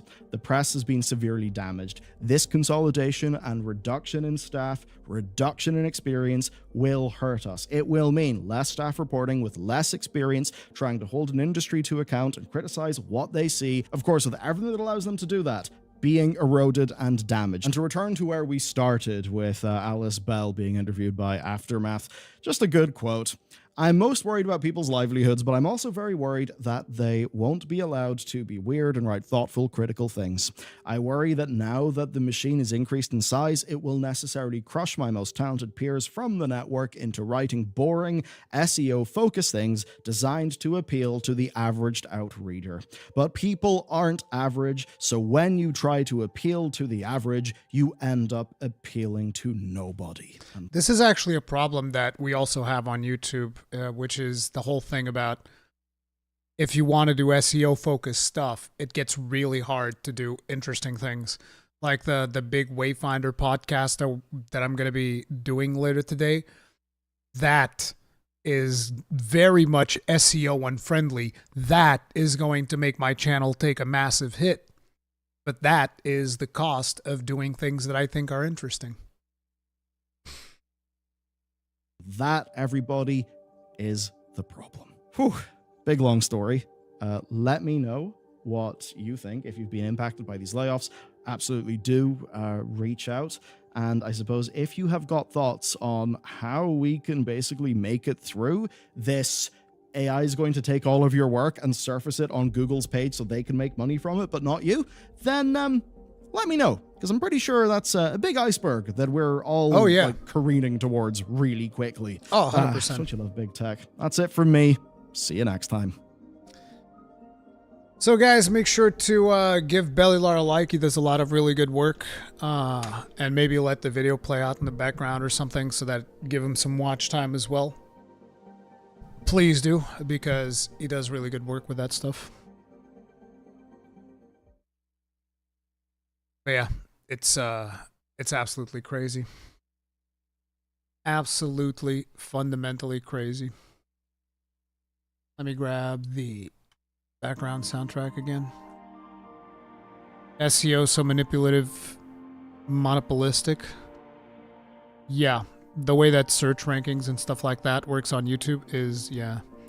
You are my Google search for this now. Well, thank you.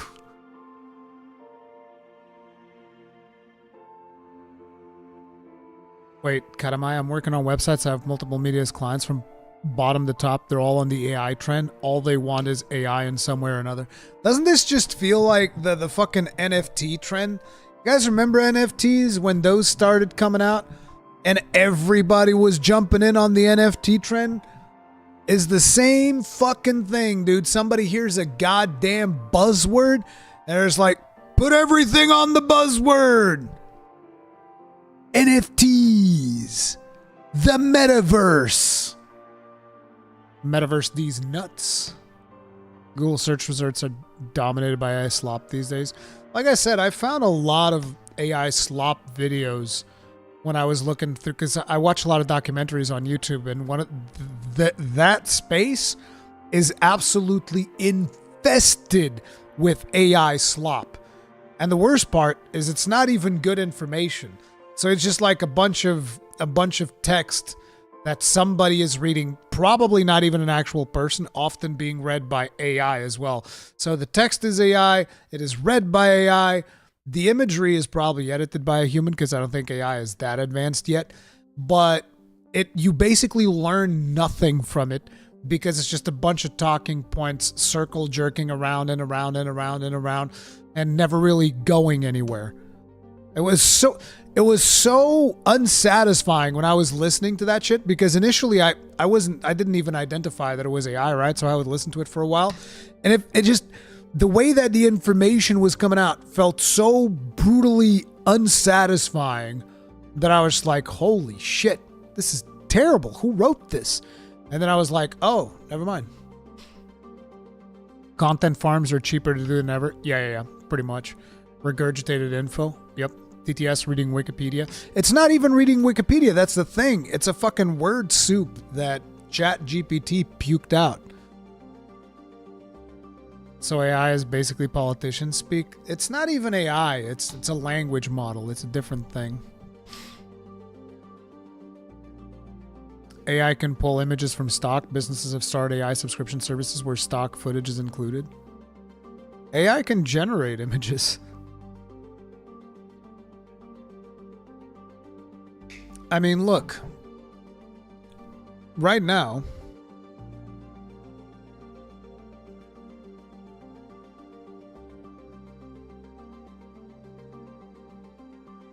like, what do you guys want? Let's say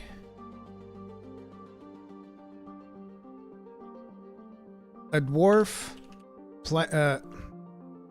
make me a fantasy dwarf playing guitar on a heavy metal concert on Mars. There.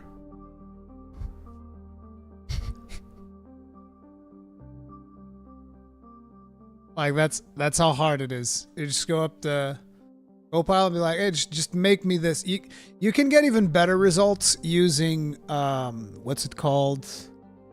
Midjourney? I think Midjourney is probably the best one. Yeah, there you go.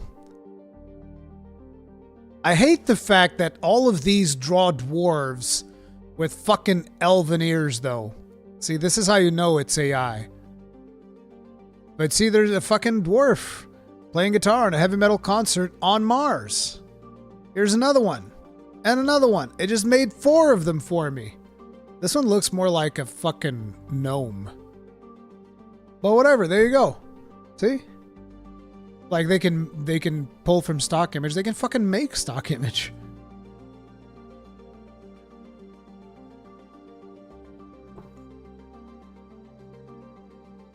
I miss you hunting with your AI partner. Those were fun videos. It was one video, and I think I turned her on one stream. That was pretty cool, though. Her name was Athena. Athena the Hunter. It's a Mars dwarf, different characteristics. Yeah. Oh my god, we're promoting the AI lobby. Yeah, of course.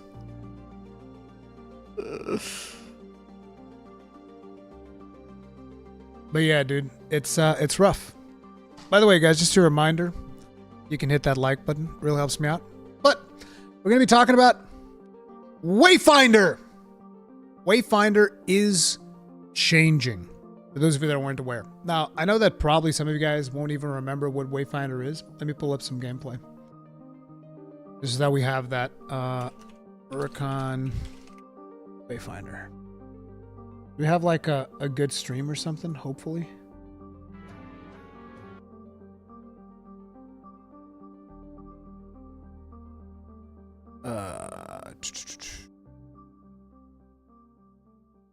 Okay, this was for the Reaver King update, so there's probably a bunch of gameplay around here. Right, yeah. So, this is Wayfinder. For those who don't remember, can we go to some actual fucking gameplay? Where we're doing like dungeons and stuff. There you go. Now, I know that a lot of people are going to look at this, oh my god, shiny colors, all of that stuff, right? But this is actually really, really cool. I like Wayfinder a lot. I do. I like the art style. I like the gameplay. What the fuck is going on, YouTube? Bro, YouTube has been so unreliable recently. But yeah, more like Wayfinder. Yeah, I know. But they're making a massive change wherein this used to be an always online game that had a business model somewhat similar to Warframe. And personally, that was actually one of the things that I liked the least. I'm not a huge fan of the Warframe business model. I don't really have anything particularly against them. It's just not really my type of business model. But I like the gameplay of Wayfinder so much that I'm like, I'm willing to put up with it. You know, I'll put up with the way that stuff works just because I like the game so much, right? So they're changing the game because for those of you that aren't aware, they used to be with Digital Extremes, who are the guys that make Warframe, right? But Digital Extremes cut all of their publishing branch, just got rid of all of them, right? Digital Extremes got rid of their publishing branch. And so eventually the ownership of the game went back to Airship Syndicate, who are the guys that are making Wayfinder. And the second they had full control of all publishing things for Wayfinder, they removed it from sale. The reason they removed it from sale was because they weren't sure they were going to be able to deliver on the promise now that they didn't have the backing of Digital Extremes, right? But now they're coming back, and what they're doing with the game is no longer going to be always online. It is now an action RPG with optional co-op, which to me, I was like, fuck yeah, sign me up. This is a million times better. Like, it's no longer going to have any FOMO on it. So, no longer any of those, we have this special timed event that you need to do now and all of that. It's no longer going to have, like, massive grinds because, since it's going to be single player, they don't need to force you to do grind stuff anymore. So, but personally, I was like, bro, this is friggin' awesome. This is fantastic. I know that crossplay was lost. I talk about that in the podcast. And by the way, I am doing a podcast. I think I showed it already. Give me a second here.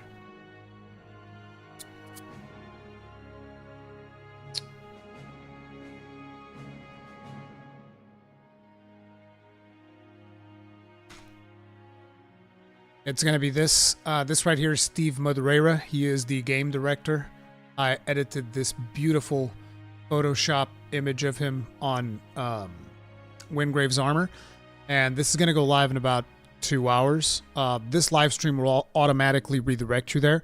And this is like a giga deep dive into everything that happened with the launch of the original launch of Wayfinder, what went wrong, what happened, what are they doing to make it up for the players, all of that stuff.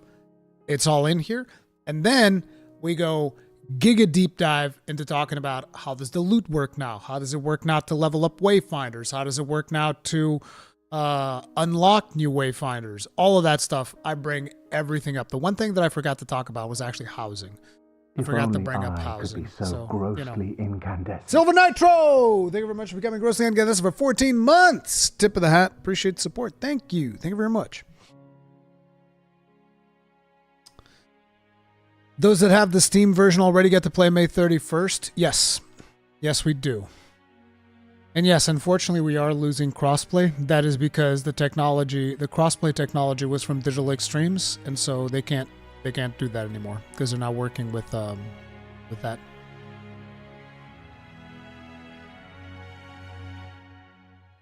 Yeah, Joe Madureira's art style is amazing. By the way, the game director, I think they're brothers. It's Steve Madureira. So, the main updates that we're getting. Conversion from service-based to premium. Wayfinder is shifting permanently from a service-based game to one featuring offline solo or 3-player co-op play, removing the need for online accounts, logins, or in-game purchases. This adjustment allows for gameplay on devices like the Steam Deck and home PCs. All existing progress will be reset since saves will now be local. Pricing and access. During early access, Wayfinder is priced at $24.99, 25 bones. With the price increase planned for the full release, this one-time price covers all content created until leaving early access, with no microtransactions or other in-game purchases. Existing founders maintain access and will receive all exclusive items originally included in their packs. So if you are one of the founders, you get all of those special things like, you guys remember there was a Heroic Kairos that is still exclusive to the founders who bought the Heroic Kairos stuff and whatnot. But basically, no more microtransactions at all. Potentially, like, if the game is successful, they might want to do an expansion. That will obviously be considered DLC and they'll charge you for that. But that is like the change that they're doing. Gameplay change. Significant improvements have been made to all major systems in-game. Updates include 4 selectable difficulty levels. There's no advantage to these difficulty levels, in case you're wondering. Like, some people might be wondering, oh, do I get more loot if I play hard? Nope. It's just, it's just a harder difficulty. That's it. Randomized weapon drops, collectible armor sets with unique stats, streamlined character acquisition, expanded limits for housing items, slick new UI, and new traditional RPG talent systems. Dates and platforms, the future, they're doing a lot of stuff. And I went super in-depth about everything in the podcast, and I really, really hope you guys tune in because it's a pretty good conversation. And they are actually way more transparent than I expected about everything that happened originally and all of that stuff. It's all there. Like I said, this live stream will automatically redirect you once we're done, but we still have a long way to go, so stick with us.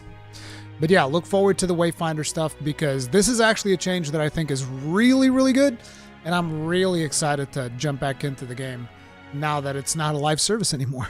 It's just way better. I got no excuse not to try it now, to be honest. Yeah, that's the thing. I feel like a lot of people in my community, like, they don't really do live service games, so they didn't particularly appreciate that the game was a live service thing. Now, it's shout out time for the Longbeards. I can't believe that it started like a sad music when I'm shouting out the Longbeards. Bro, what the fuck? That's messed up. Give me something else. Give me something better. Can I have something better, please? Yeah, this works. I was like, you're really gonna give me like the feet screen music? But to all the Longbeards, thank you all very much for the outstanding support in the channel. I'm going to shout out Louise Rosette, Jet Black Ninja, James Cheek 7507, Slam Iron, Khalid Saleh, Red Pig Bank, Astron RH, Rambo the Nerd, Saphirian, John Coombs, Bloody Penguin 07, Pegay 83, Lord Snake, Pizza Man Invaded, Miz and Jamal, Angry Scottstat 23, Alex S, Robert 396, and Shelby Neko. Thank you very, very much for the support, as well as all the other members out there. I really appreciate your support throughout the years, throughout the months. I'm trying to get better at shouting this stuff out, and I'm still working on getting at least an exclusive video done in the near future. It's just I've been really, really busy with a lot of stuff. My apologies. But that's Longbeard shout out. Ooh, we're going to be talking about Senua's next. Oof. This is going to be interesting. I might give Wayfinder a try now when it releases. Well, they're doing a gameplay reveal stream on Friday, and I'm streaming that as well. So I'm going to check out that gameplay that they're going to be showing on Friday. So if you're curious, Friday will be a good day to tune in for Wayfinder stuffs. But anyways, show must go on. All right, so let's talk about Senua's Saga Hellblade 2. I've been excited about Senua's Saga for quite some time. You guys know I like the original Hellblade, Senua's Sacrifice. I thought it was friggin' awesome.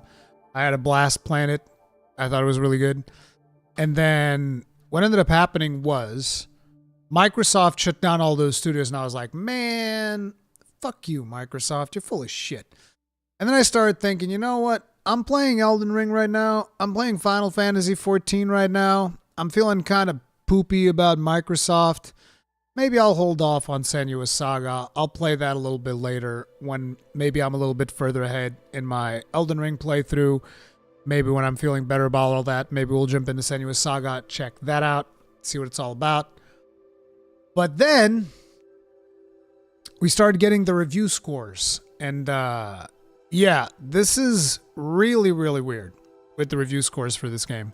So it's sitting on 82 top critic average, but then you have some really strange scores like Eurogamer's giving it a 5 out of 5. PC Gamer is giving it a 58 out of 100, so it's like a 5 out of 10. IGN's giving it an 8 out of 10. Games Radar Plus 5 out of 5. Metro Game Central 5 out of 10. Game Informer 9 out of 10. GameSpot 6 out of 10. It is wild. You go to Metacritic, it's sitting on an 81. All over the place with the thing. When it comes to the user score, 7 out of 10. It's a little bit rough. It's a little bit rough. But then we have opinions from people that I actually know and trust, like Gaijin Hunter. He says, very sad to say we're giving Hellblade 2 a 3 out of 10. It was drop dead gorgeous, but the essence of the story and gameplay just didn't work for us. Yuna, when asked, said it's like the Monster Hunter movie in terms of feeling off. A shame, but fully support Ninja Theory in any new games. Fightin' Cowboy. While the game excels across the board in nearly every category, the gameplay leaves much to be desired and feels like a step back from its predecessor. So the game is fairly short. People are saying it's got about 5 hours runtime, which to me is not a problem. I don't have an issue with the game only being 5 hours long, so long as these are really good 5 hours. But what a lot of people are saying is that these are not amazing 5 hours.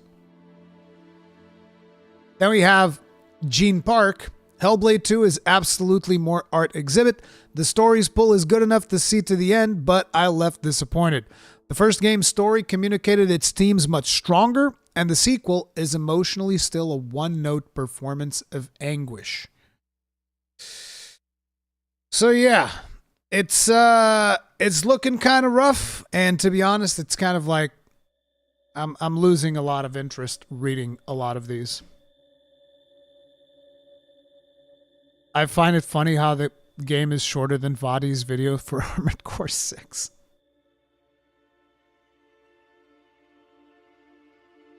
Oh my god. 1 hour per year on development time? I think it's less than that.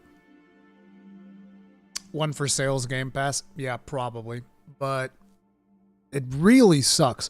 See, when I started hearing this, I was like, oh man, there goes fucking Ninja Theory, just like I predicted. But interestingly enough, doesn't seem like that is going to be the case. Because they approved the new game from Hellblade 2, reportedly. They approved the new game from Hellblade 2 developer Ninja Theory. Microsoft has reportedly approved the new game from Hellblade 2 developer Ninja Theory and has no plans to close the studio. Windows Central reports that this new game from Cambridge, UK-based developer is in addition to Project Mara, the already announced upcoming psychological horror game that takes place entirely in a single upscale apartment. There are no plans whatsoever to close the studio anytime soon, Windows Central added. IGN has asked Microsoft for comment. Microsoft today releases Ninja Theory Hellblade 2 4.5 years after its announcement. Blah, blah, blah. They talk about their review stuff and whatnot. But yeah, I don't know, dude. I don't know if they make it through. I think it's very weird that they've already approved the new game from Ninja Theory when they've closed all of the other studios down. I would take this with a grain of salt. I would love to watch Rurikhan react to a Vati lore video. I would take this one with a big grain of salt. I don't know if they're not closing this studio down. Sir Snarf, you just missed the Wayfinder Echoes section. We were talking about it. We were talking about the change that you guys are doing. Sir Snarf, by the way, is the community manager for Wayfinder. We just talked about some of the changes you guys are doing, and obviously I was promoting that killer podcast that we did. I'm telling people they need to check that stuff out once the stream ends. But yeah. Never heard about it? Yeah, exactly. Memes and memes. Is it a 4X strategy game? Yeah. It's called Wayfinders with an S.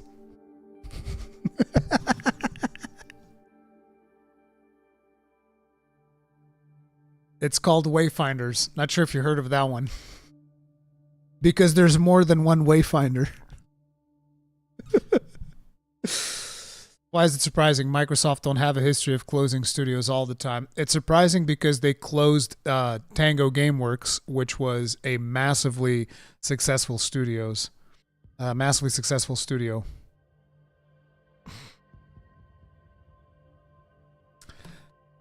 I think you should play it and make up your own mind. Maybe like I said, maybe I will, but right now I'm doing Elden Ring. I'm doing Final Fantasy XIV. I'm checking out Wayfinder at the end of the month. My plate is plenty full because, we're also going to be getting Elden Ring DLC, and I'm not going to want to do anything when that is out. And shortly after that, we're going to get Dawn Trail, so I'm going to take my time. Tango, who literally got a BAFTA. Exactly. The closing of Tango Gameworks is absolutely insane.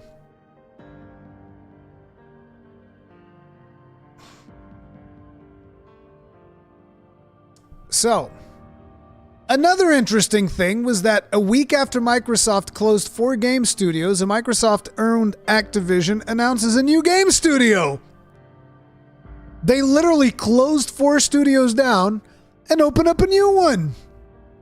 Warsaw-based Elsewhere Entertainment is working on something brand new, and no, it's not Call of Duty. Just over a week after Microsoft abruptly shuttered 4 studios, Arcane Austin, Tango Gameworks, Alpha Dog Games, and Roundhouse Games. Actually, one of these is wrong. Because I don't know if it's Alpha Dog Studio and Roundhouse Games or Alpha Dog Games and Roundhouse Studio. But I know that one of these is studio and not games. And the reason I know that is because Matt Booty made the mistake and swapped them around. Dude, imagine how much it sucks that not only your studio is getting closed, your boss doesn't even know what the name of your studio is. That'd be the same as like if I had someone to report above me and they were announcing, oh yeah, we're closing down Rurikhan. As in it would be a K, an O, and an N. And I'd be like, wow, dude, you gonna do me dirty like that? What the fuck? Is Roadhouse Studios? Yeah, there you go. Roundhouse Studios, I mean. So like, imagine getting closed and your boss doesn't even know your name. Microsoft-owned Activision has announced the launch of a new internal studio called Elsewhere Entertainment, exclusively focused on creating a new narrative-based and genre-defining AAA franchise. I love that term. Genre-defining. What's the genre of your game? It's a Strand game. It's genre-defining. You'll never understand. I couldn't explain it to you. Roadhouse. Yeah, dude. Oh, man. Quadruple A gaming. Sorry, Rurikhan. You're going to have to shut it down. A genre-defining Souls-like. Exactly.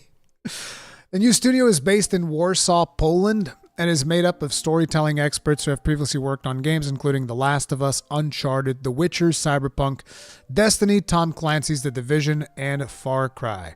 New studio has access to Activision's resources and tools as it continues to increase production and development, Activision said. Elsewhere is opening its search for best-in-class talent from across the industry and around the world to help create a state-of-the-art next-generation gaming experience. Elsewhere Entertainment is working on something entirely new. It's not Call of Duty, which is a nice change of pace, and as an Activision project, it is unrelated to last week's studio closures, aside from the fact that Microsoft owns Activision, of course. You have to imagine it gives it some say in what Activision does when it comes to things like launching new studios or laying off employees. Work on the new game has been underway for some time now, though. This is only merely the first public mention of the new studio and whatever it's got cooking. So in all fairness, it's not a case of killing 4 studios and then immediately setting up another one amongst their rubble. Sure feels like it.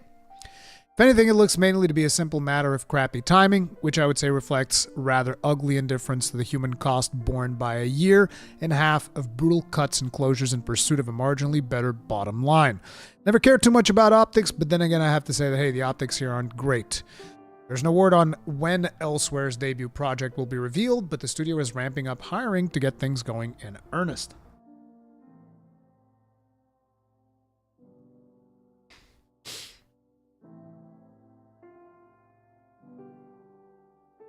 Yeah, that's what they did.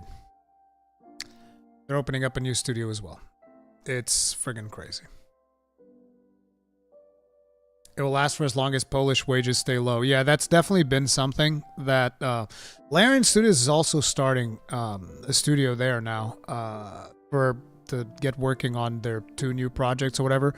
They're also putting a new studio up there as well. Did you see the new Stellar Blade news on Twitter? No. Let me check real quick. We get evolving news here all the time. Oh, here it is. It actually showed up right on my front page the moment I opened Twitter. Let's take a look at that.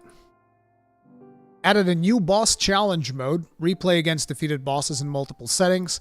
This is cool. Unlock a new custom Neuralink suit by defeating all bosses in the new boss challenge mode. 2 new outfits from Kunoichi series can be obtained at Adam's Safe House. Fixed bugs such as unplayable sections, events not triggering, and trophies not being awarded. Add an auto lock-on option when exiting ranged mode. Okay. Add an option to always show the compass in HUD. Slightly increase the time limit for puzzles. You didn't need to do that. Many other improvements have been made to control, balance, and?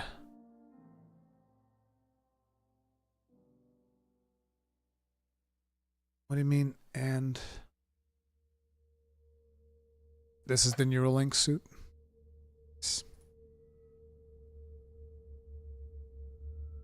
Aw, well, why does the post end in and? I don't know what the end is. That's pretty cool.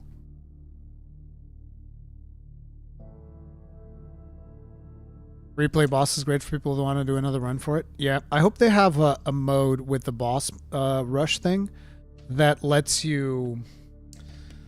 that gives you preset gear to fight the bosses in. Because you can get preset gear in builds, because you can get really overpowered.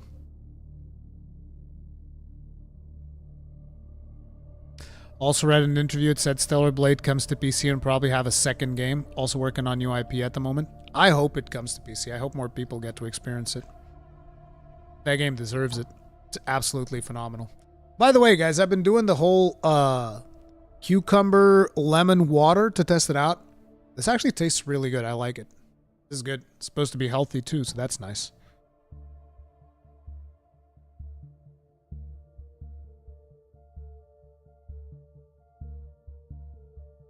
So, Helldivers 2 Studio wants to slow down the pace of updates. We feel a slightly lower cadence overall will benefit both of us, you and the game. I agree. I do feel like Helldivers 2 was going really, really hard for a good long while there. They were just like, oh yeah, here's an update, here's another update, here's another one, here's mechs, here's vehicles, here's this, and I was like, bro, chill. Arrowhead Game Studios and finally be easing up on the hectic pace. Helldiving hero Harvey Randall said last week that things need to change at Arrowhead because the blistering pace of Helldivers 2 updates starting to take a visible toll on developers and players alike. Apparently Arrowhead agrees. In response to an inquiry about the release of the next patch, community manager Twinbeard said it will be out when it's done. It's been generally remarkable to watch Arrowhead build Helldivers 2 into a game experience that feels genuinely alive, eschewing regular schedule of updates. Helldivers 2 developers appear to just do things, an embrace of chaos that keeps everyone on their toes. For the most part, it's been a smashing success, but it's also led to some criticism as Fast and Furious balance changes, sometimes bringing unexpected results, have frustrated some members of the community. Personally, I'm required to agree with Helldive Master Morgan Park's assessment that the meta doesn't much matter in a strictly PvE game, but I'm also someone who stuck with the Ikilos SMG for the entire time I played Destiny 2. Meta be damned, because I like how it sounds. Whatever, I don't know. In fact, Arrowhead CEO Johan Pilestad recently acknowledged that the studio's approach to the game balance Helldivers 2 hasn't been ideal. I think that this is a good idea. I think it's a good idea for them to slow it down because I do feel like the game was getting too many updates and it's very easy to just like get in that mindset. We need to update, need to do this, need to do that. Boom, boom, boom, boom, boom, boom, boom, boom, boom. But then again, there's another situation that we need to talk about when it comes to this stuff. So Pilestead basically stepped down as CEO of Arrowhead. He hired this person who has done some other stuff at Paradox Interactive, and basically stepping down to become the creative officer. He's going to become Chief Creative Officer, which means he's going to spend more time with the team and 100% of the focus on the game and community. I do feel like this might come back to bite them in the ass a little bit, because I think one of the reasons why Pilestead did this is because the game has been so monumentally successful and he couldn't keep up with everything. And so he's like, I want to take a more, involved role in the video game rather than be CEO, which I can admire. I think that is really cool that is something that he wants to do. But at the same time, I feel like Helldivers 2 is on a bit of a downward spiral. And you guys might be like, what, Rurikhan? You're crazy. Am I though? Am I though? These numbers have been going down. Now, it is important to mention that it's like, it was never going to sustain 100,000 players forever. But I think that what is happening here is that Sony has done a fucking jobber on this game. I can't believe they fucking did it. They saw how well the game was doing, and they decided to shoot themselves in the face. I don't know why. I don't know why they did that, but it is very frustrating that they fucking did. It's so why? All this so that they could scrape people's data for PSN accounts? What are you doing? What are you doing? Yeah, exactly. This game right now is banned on over 200 countries. They banned the game on over 200, not over 200 countries, like 190 or something like that. But it's a fuck ton of countries this game is just still banned in, and they doubled down on it. They tripled down on it. They're like, yeah, and we're gonna ban Ghost of Tsushima as well. I'm just like, hey, do you guys not like money? Like, I don't know what you guys are doing over there. It doesn't make any sense whatsoever. Like Dark King Astos is saying, snatching defeat from the jaws of victory. They literally kneecapped Arrowhead Studios. They kneecapped them. You have to imagine that after the whole situation that happened with Helldivers 2, not only the game has taken a hit, the team has taken a hit. I kind of feel like the human element is something that a lot of people have a tendency to ignore. But you gotta imagine that the team was on a huge high. As the numbers were going higher, they were super motivated. They were like, oh man, look at this. Our game's super successful. This is amazing. We gotta put in the work, gotta grind, gotta make sure that we really polish this to a fine sheen. We gotta make it work. Let's go, guys. Because everybody's morale, they're all excited, right? Because the game, the baby that they've been working on for all of these years has finally come to fruition, and it's a massive breakout success. And then something completely out of their control comes in and kneecaps them. And Sony just left them there to fucking burn for the whole weekend. Like, Arrowhead Studios was taking shit the whole weekend, and Sony's like, oh no, we're playing golf right now, bruh. We're playing golf. And then Monday, Sony comes in as if they're the big savior, and they're like, oh, okay, fine. You guys don't need to have a PSN account, all right? But those 190, fuck them. Okay, those 190 countries, fuck them. We don't care about those. And it's like, bro, what are you doing, man? That's so fucking stupid. That was just so stupid. They did so much damage to this game. I'm surprised there's even 42,000 concurrent players on it still. That right there should show you just how much effort this team is putting in to put out a quality product despite all the bullshit that they had to go through, which it was not fair for this team. It was not fair. And it fucking sucked. But basically the damage is done. The damage is done at this point. They lost a significant chunk of their player base. Now here's the thing. The game is still wildly successful. The game is going to continue being wildly successful, but it is not going to be as big as it could have been. This game could have been way bigger than this. Way, way, way bigger than this. But with the whole drama that Sony put them through, it kneecapped them. Because here's the other thing that you guys got to keep in mind, right? If we open up Steam right here, we can actually go to the Steam page and we can see what the reviews are at, but I bet it's not overwhelmingly positive anymore. It's probably going to be kind of funky. So let me see here. Helldivers 2. Oops. Didn't mean to type Helldivers 21. Helldivers 2.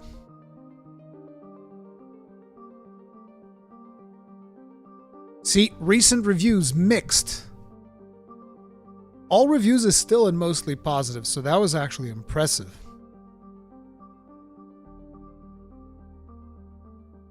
Where is the graph? See, like, people look at this and they're like, oh damn, something fucked up happened with this game. And it's going to be less recommended on Steam's page. People are going to be less, especially with the current economy. A lot of people aren't willing to take a chance on a video game. So it's like they see that the reviews are mixed. They're not gonna want to buy it. They're gonna be like, oh man, should I really get into this game? It's got mixed reviews. These developers are probably scumbags.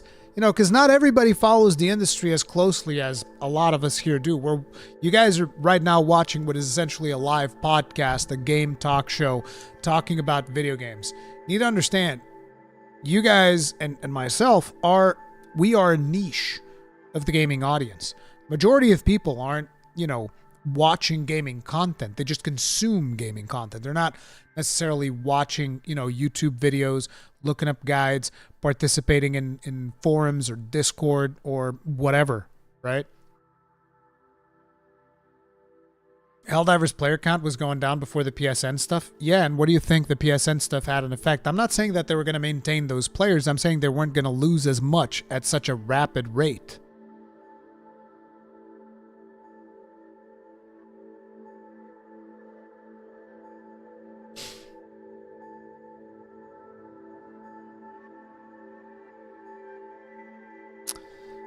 I think they messed it up.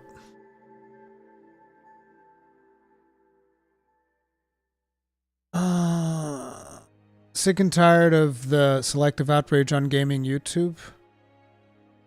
I thought pay to win is evil. We need to rage against it. Double standards are real in the gaming community. I said the game was pay to win. When it came out, I said it was pay to win. The thing is, even if it's pay to win, you need to see to what degree is it pay to win. That's the important thing that I feel like you need to check. Is it to the degree where it's like, oh, I wouldn't want to play this? So like, for instance,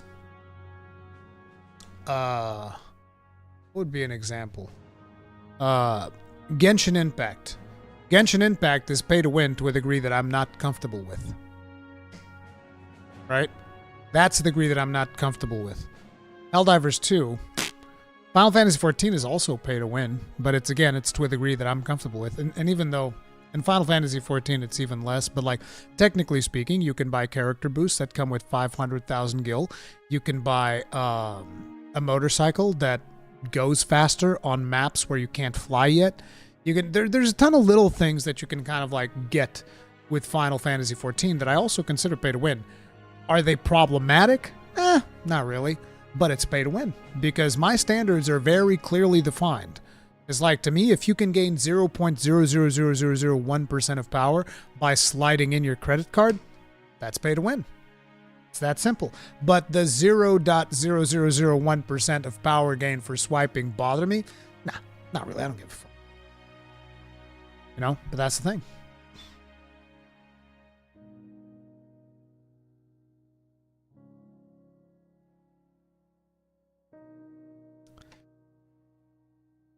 They are not problematic because you like the game. No, that's not the point. There are plenty of games that I like, but it's not about the bias. It's about the degree to which things are pay to win. That's the thing. I still consider things pay to win, but to what degree is it pay to win? Like, for instance, I don't think I can actually ever take Star Citizen seriously because you can buy $1,000 worth of spaceships. $10,000 worth of spaceships.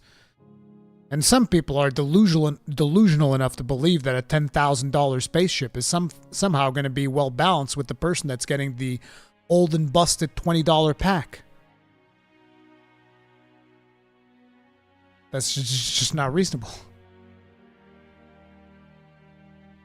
Lost Ark is another one that is heavily pay to win to a degree that I'm personally not comfortable with.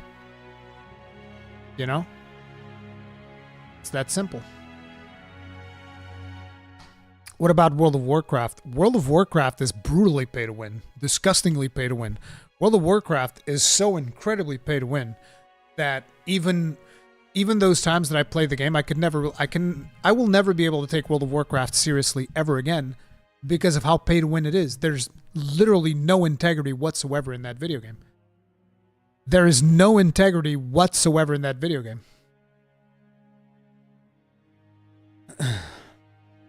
Diablo 4 Battle Pass is FOMO? Yeah, of course it is. Diablo 4 Battle Pass is disgusting.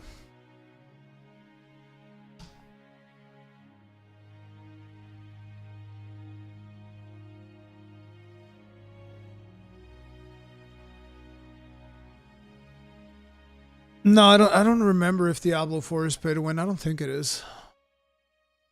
I don't think Diablo 4 has pay-to-win elements, but Diablo 4 just has a disgustingly large amount of microtransactions. Disgusting.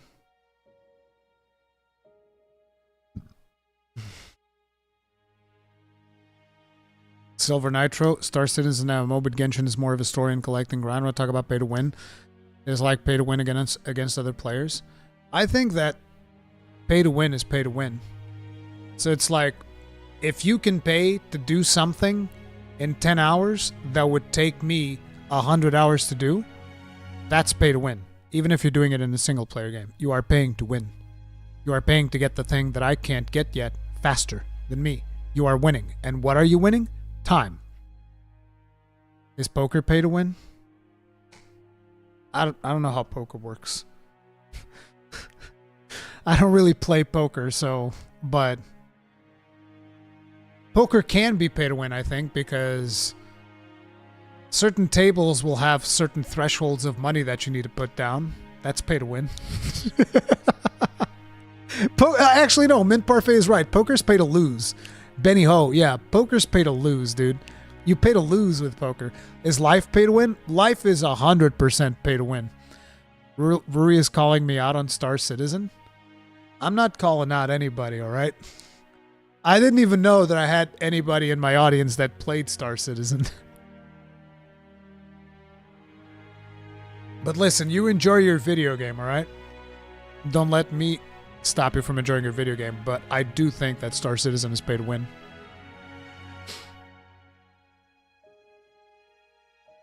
Warframe is PvE and very much pay to win. Yep, agree. 100% agree. Taught my two boys how to play poker at the weekend. Damn. But yeah, guys, the numbers are going down, and they did have something interesting here that I want to see. We want to be the next From Software or Blizzard. Now, these are some heavily loaded fighting words right here. Helldivers 2 developer on handling the shock success of its game and its thirst for more.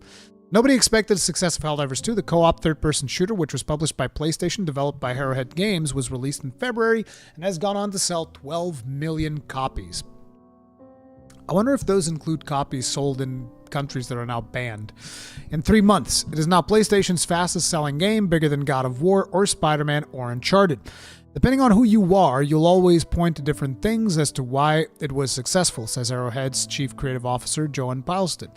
If you're a business exec at Arrowhead's Chief Creative Officer, If you're a business exec at a major publisher, you'd say it is a live service element that keeps players coming back and the cheaper price point. No, I don't think that's it. If you're a game designer, you'll point to the systematic nature of the game. I think it's more that. I think the gameplay loop is brutally satisfying. It's really fun. If you're an artist, you'll talk about the day and night cycle, destructible environments, and the beautiful worlds. It's the balance between all of these elements. But speaking personally, I would say it's the fact that we're doing something with Helldivers that is outside of the inflection point that the games industry is heading towards. What you're seeing through these cycles is the industry. In the industry is people taking inspiration from each other and building upon that. That means people are building towards a single point because you lose something through each iteration. With Helldivers, we made the strong decision that we're not going to go with the status quo. We're going to place ourselves outside of that by making a lot of mechanics that are generally not seen in games. We have friendly fire on, always. I think people are surprised that we make this game this way. I think that's cool. I love friendly fire. I'm a big fan of friendly fire. I said the same thing about Remnant 2. There's a lot of people like, I don't want friendly fire. I was like, cry more, bitch. Get blown up by my Meridian. I don't give a fuck. Friendly fire is fun, and I think friendly fire is tremendously fun. I think a lot of people have gotten too used to games just not inconveniencing you at all.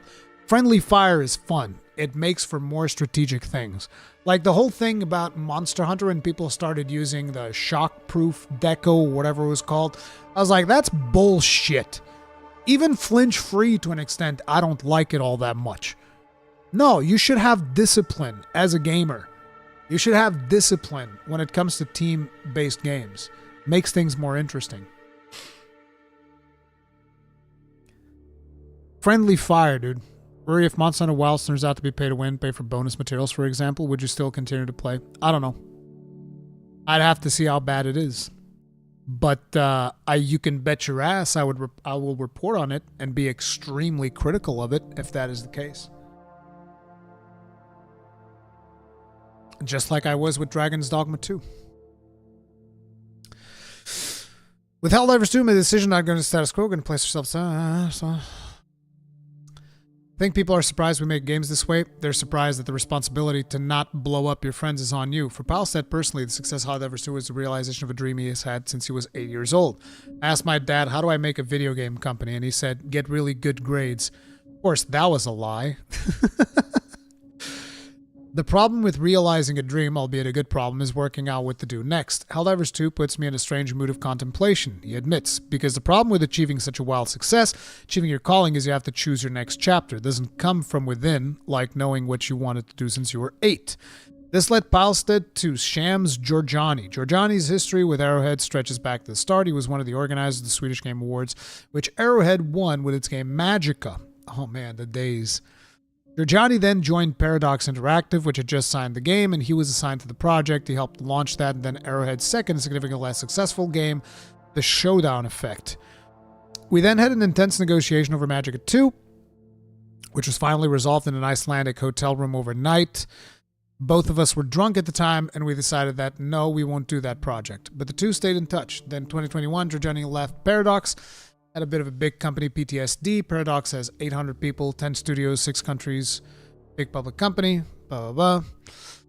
Might end up killing each other, but we'll have fun. Joe and his wife Zias told me to F off because he had a game to ship. That game was Helldivers 2. Eventually, Georgiani did start advising Arrowhead, and then with Helldivers 2 out the door, Palstead asked him to become CEO.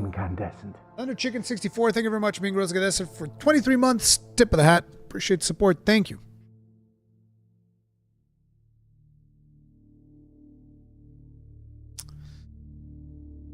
The move means Georgiani will take over the day-to-day running of the business, allowing Palstead to focus on game creation. We're both at a stage where we're wondering what's next in our careers. We realized probably couldn't get to those places if we didn't have the other one to help us get there. When it comes to the overall direction of the organization, I'm still the chairman, so me and Shams are still going to have strategic conversations over how we are going to take Arrowhead into the future. My job is to enable him and other creative people to be able to do more games, and that's also what matters to the players. I play Helldivers, and I hear my friends ask, are we going to get more stuff? And I'm like, yes, soon, because Johan will have more time to do it. We want more enemies. I'll tell Johan. Part of Johnny's role will be to help Arrowhead navigate the impact of Helldivers to success. The film was successful before already. First Helldivers sold 4 million copies. I wasn't aware First Helldivers was that popular. While Magic was also a breakout hit, they were all massive games in their genres. Helldivers 2 is on a different level, and right from the start, the team has had to contend with a series of issues, beginning with the servers burning to a crisp. We try to fan that, but you shouldn't fan flames. Told people to not buy the game until we can manage the servers, but that actually increased the amount of users. And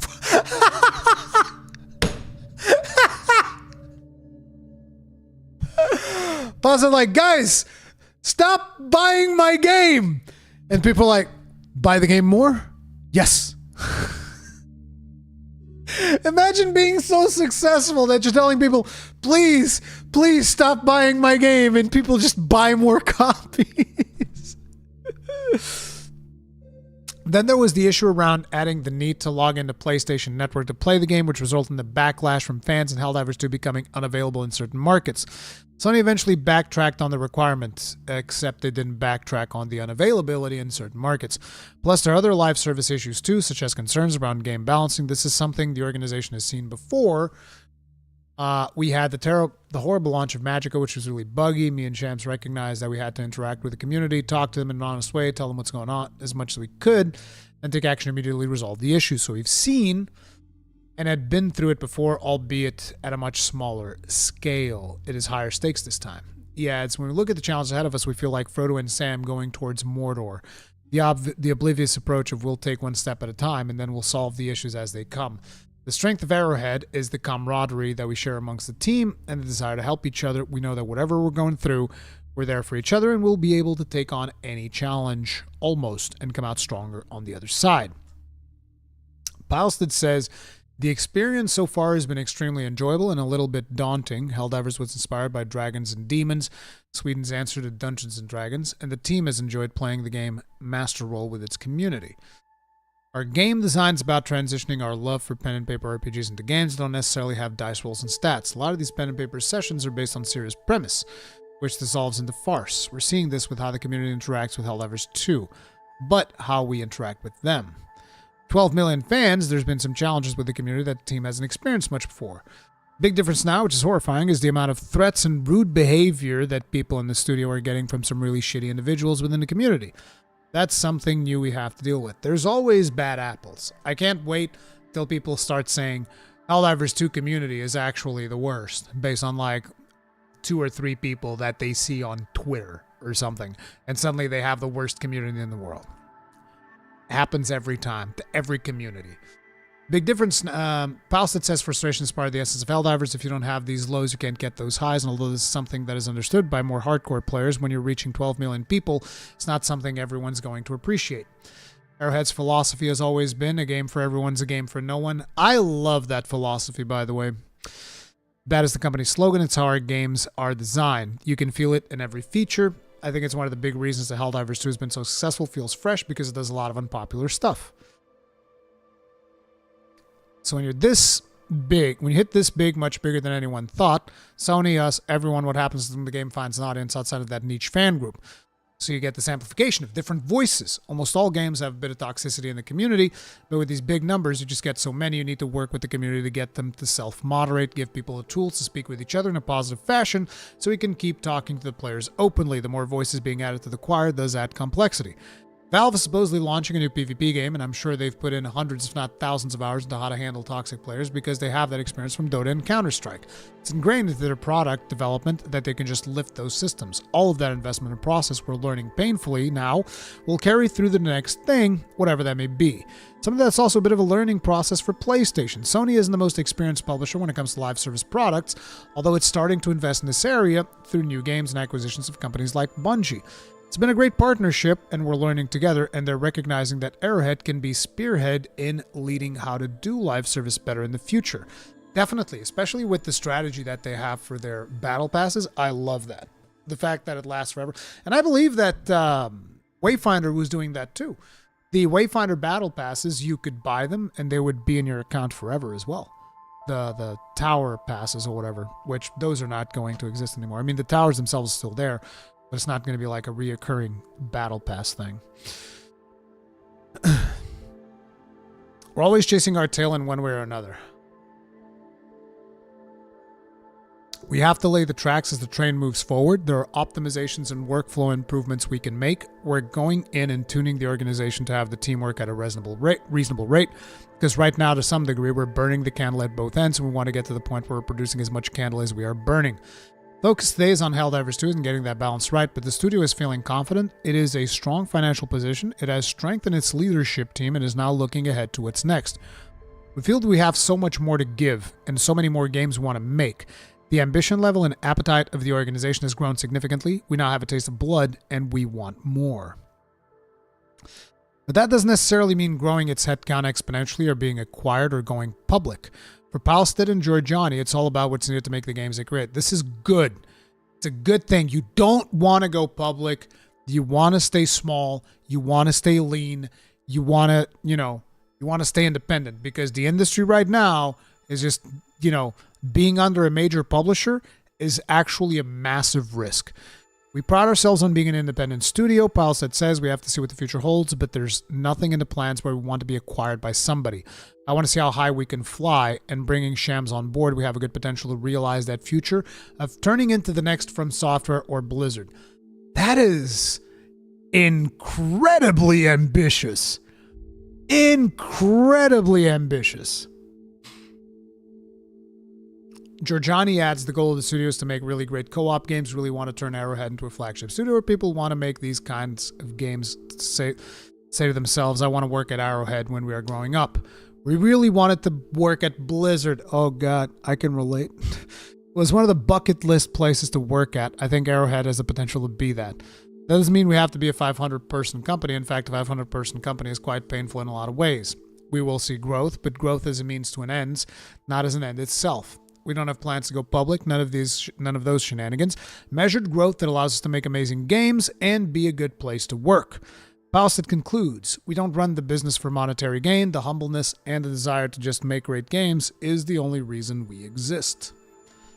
This is good stuff.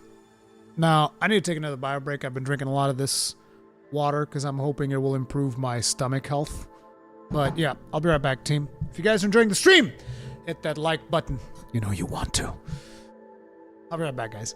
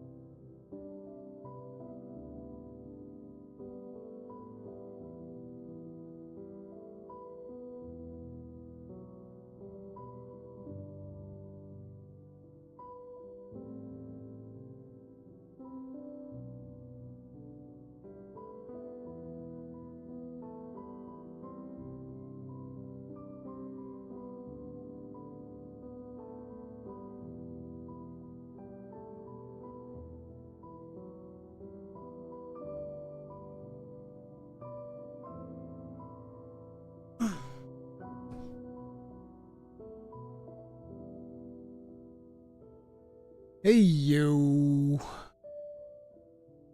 We back, team. And yes, this is Mass Effect music.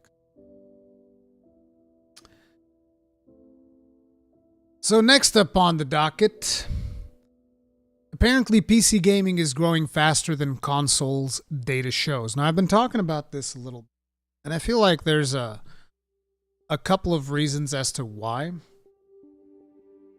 Like, one of the things about consoles is the convenience, but it is also the fact that you can get physical versions of games.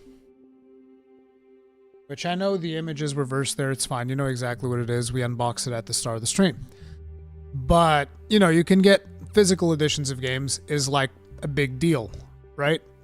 Because you don't really get physical editions of games on PC anymore. Everything is digital. And the thing is, consoles are trying to move to that digital space as well. But for people like me, I'm like, well, fuck.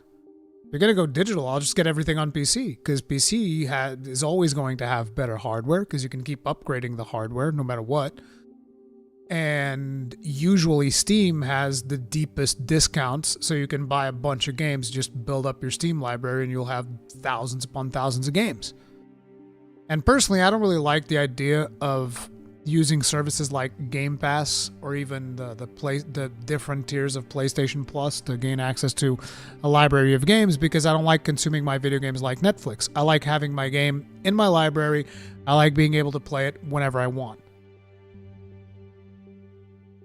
So, you know, that's been something that I've, you know, slowly been also inching towards, of being like, well, yeah, I should probably start playing more on PC if they're going to just ignore physical versions. Most of the physical versions that I buy nowadays are actually for the Switch, because it seems like Nintendo is still going to put in some type of effort into making their physical market be somewhat relevant. Because if you actually look up games for PlayStation, Xbox, and Switch, the Switch games are always the most expensive. They're always the most expensive, because Nintendo actually pays attention to their physical games market. And I think that's going to be a niche that they're going to be having in the next generation, where Sony and Xbox are going to continuously move more towards the digital future. Nintendo is still going to provide people with that more physical experience. And that is going to be one of the things that I'm definitely going to be wanting out of my Switch. There's other advantages to PC as well,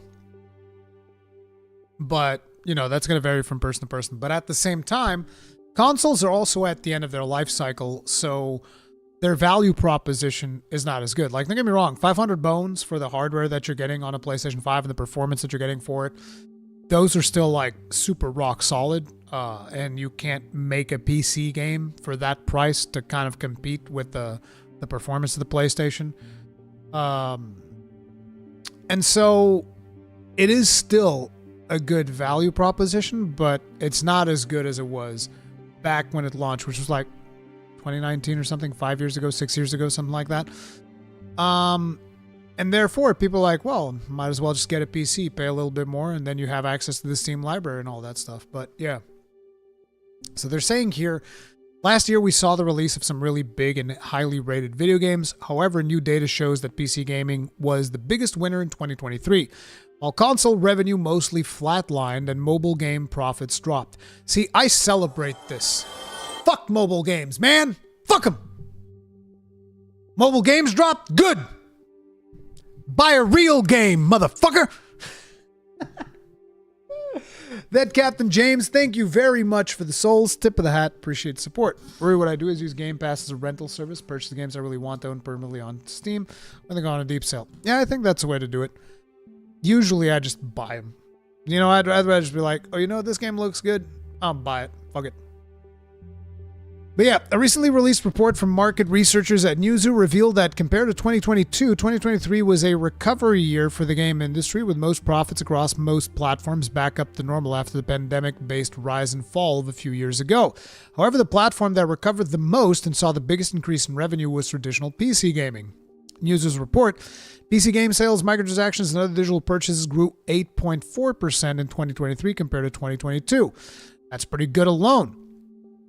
But compared to other platforms, it's even more impressive. During that same period, consoles only saw a 0.3% increase, and mobile gaming shrank about 2%. That just means that mobile gaming's already hit its cap, and people are finally realizing that 99% of the mobile gaming market is a fucking scam. Soccer moms have finally realized, holy shit, I spent $500 on extra lives and fucking Candy Crush. What am I, stupid? Yes. Yes, you are. Congratulations. It should be noted that mobile and console gaming profits are still bigger overall than PC, with Newzoo estimating that 2023's total mobile gaming revenue landed around $89.9 billion, and consoles were at $52.4 billion. Meanwhile, PC gaming was only hovering around $39 billion. I think that number's only got room to grow. I think it's only got room to grow. Damn, Ruri, who hurt you with a mobile game? Their existence. That's what hurt me.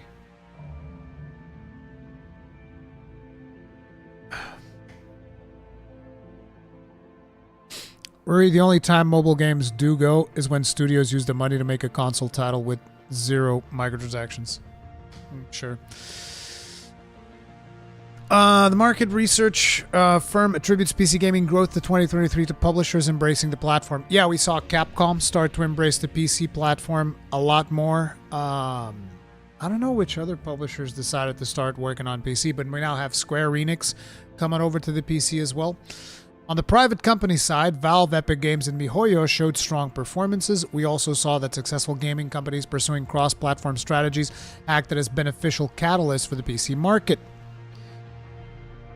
Will anybody want a PlayStation 6 or next-gen Xbox? This new report is more evidence of something that seemed obvious over the last few years or so. Consoles are becoming less important as modern video game consoles evolve more and more into mini PCs supporting mods, keyboards, and crossplay. The reason to buy consoles is becoming less and less clear. Doesn't help that Sony and Microsoft seem unable to ship as many big console exclusives as before, and both companies are more willing than ever to place their big games on PC. Helldivers 2 shows that this strategy can be a huge game changer and help increase game sales and player numbers. I'll be real. It's like, if I wasn't making content, I don't think that I'm not sure if I would need a PlayStation 6, because they have been putting the games on the PC, albeit later, but naturally as a content creator, you want to have the game day one, or preferably day -1, 2, or 3, so that I can start streaming, hit the algorithm hard, do all of that stuff, right? But other than that, if the games are going to come to PC later, yeah. Well, I don't think that consoles are going away anytime soon. Yeah, I don't think so either, because there's still the proposition of convenience. Like, a lot of people don't want to have to deal with all the hassles that you have to deal on a PC. Now, I have the advantage that I've always built my own PC, so it's fairly easy. And nowadays, building PCs is like building a Lego. It's like, you already know, okay, here's the big PCI Express, GPU goes here. Here's a couple of more things if I need to put them. Here's some more PCI Express slots to put those there. Here's the RAM thing. RAM goes here. You can even only put RAM a certain way, like you can't fuck it up. This is where the processor goes. You know, on top of it, put some fucking toothpaste on it. Obviously, it's thermal paste, but, you know, put the cooler on there. Boom, done. Get a PSU. It's super easy to build your own PC. Super easy to build your own PC. So you know.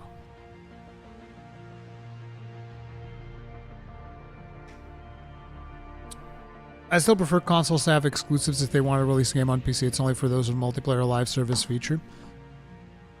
I prefer multi-platform, personally. I've always preferred multi-platform. Like, I'll play the exclusives and I'll like them. I'm just saying I like it when everybody gets to play the game. And I think that particularly with the rising costs in video games, I don't know how exclusives are going to remain profitable. Like, we've already seen that with Square Enix recently, swapping their business strategy to be multi-platform because they can't make enough money back just being on PlayStation. So the reality is that most played games today are older titles. As a result, many players are less inclined to invest in the next generation of Xbox or PlayStation. Why should they? Fortnite runs fine on a PS4 Pro. So sure, consoles are going away tomorrow, but in a few years as cloud streaming... Oh, fuck! Really? Cloud streaming?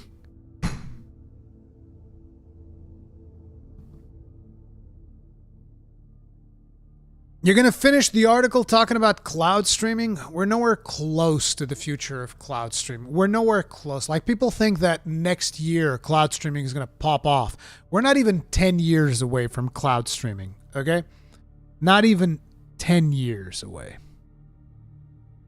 You can 100% fuck up RAM after all you did. That's because the fucking architecture for...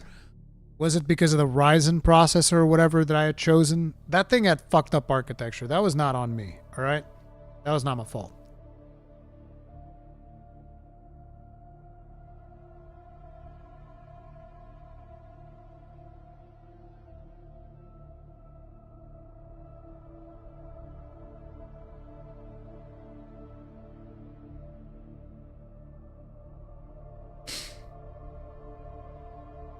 Yeah.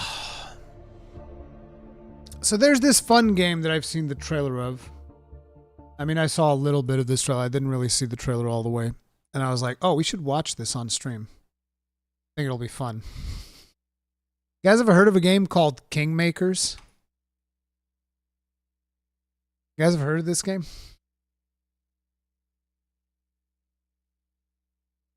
Check it out.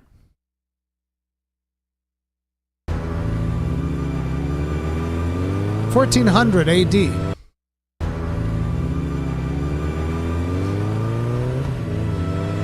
Attack on Rurikhan? Is that a grenade launcher? Bro, YouTube! Fuck! Dude! YouTube's been so unstable recently, like, god damn, get your shit together.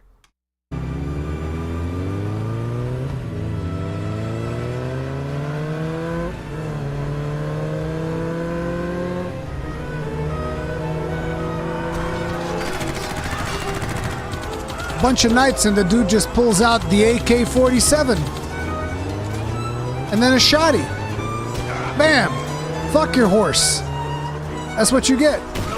Bam! Shotgun blast. Dude's blasting knights with a shotgun.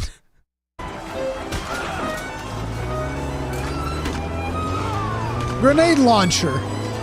Look at the amount of enemies in this thing, too. It is absolutely insane. Look at the amount of shit on screen right here. Is this going to run well? Is this going to be a mess? Look at this. What is this? Oh, yeah, and then building destruction.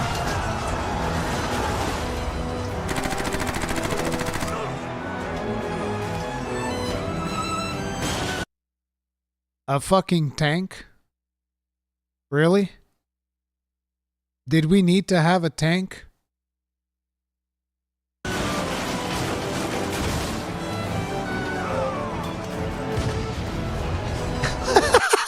Fucking the castle tower coming down.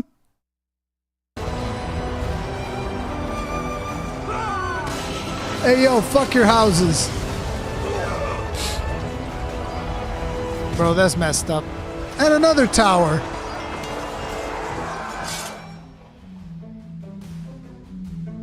You're saying a tank is too much? Yeah, I draw the line at tank. I think it's interesting that they dressed him up like a friggin' Counter-Strike character. He looks like a Counter-Strike character. I don't know. I don't see this as like a real game that I would spend too much time playing, right? But I think this could be something to fuck around in for one stream. No fighter jets, a chopper. Yeah, the Dynasty Warriors you always wanted.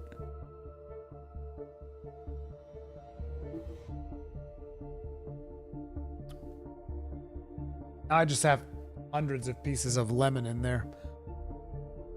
But yeah, I think this was a good idea. Also, YouTube. What the fuck, dude?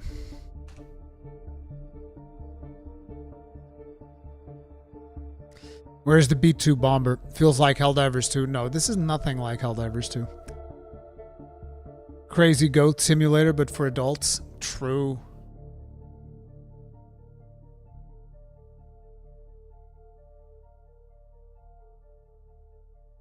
Not a chance this works like it's shown?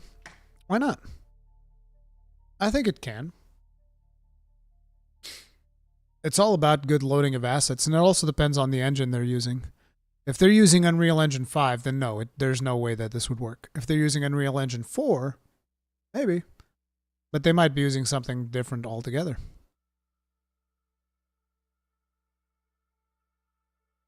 The tank just sends me, though. Like, this brings a tank to a bunch of knights fighting and then just, like, tramples them. And fires.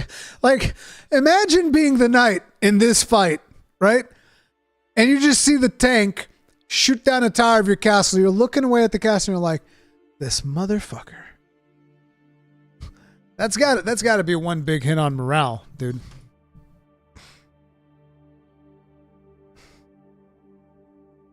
It'll 100% sell better than Senua's Saga? Maybe. Fuck that castle, lol. Yeah, true.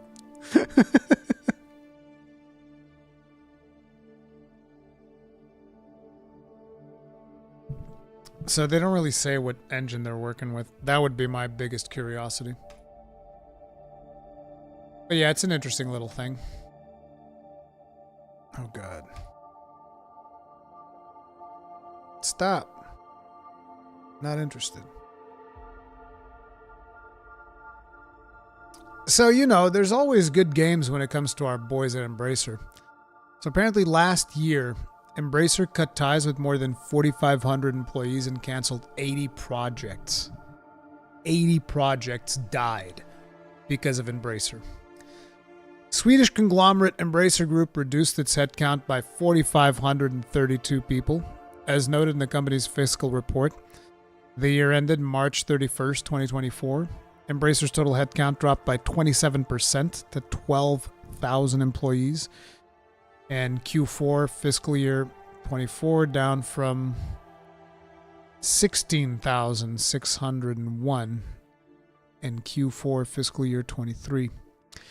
Embracer explained 3,727 of those departures were game developers, and noted that it also canceled 80 game projects during that time. That colossal headcount reduction comes with Embracer having completed a sweeping restructuring program that resulted in widespread layoffs, studio closures, project cancellations, and huge divestments, including the sale of Gearbox Interactive and Saber Interactive. Who owns Gearbox Interactive now? Is it Take-Two?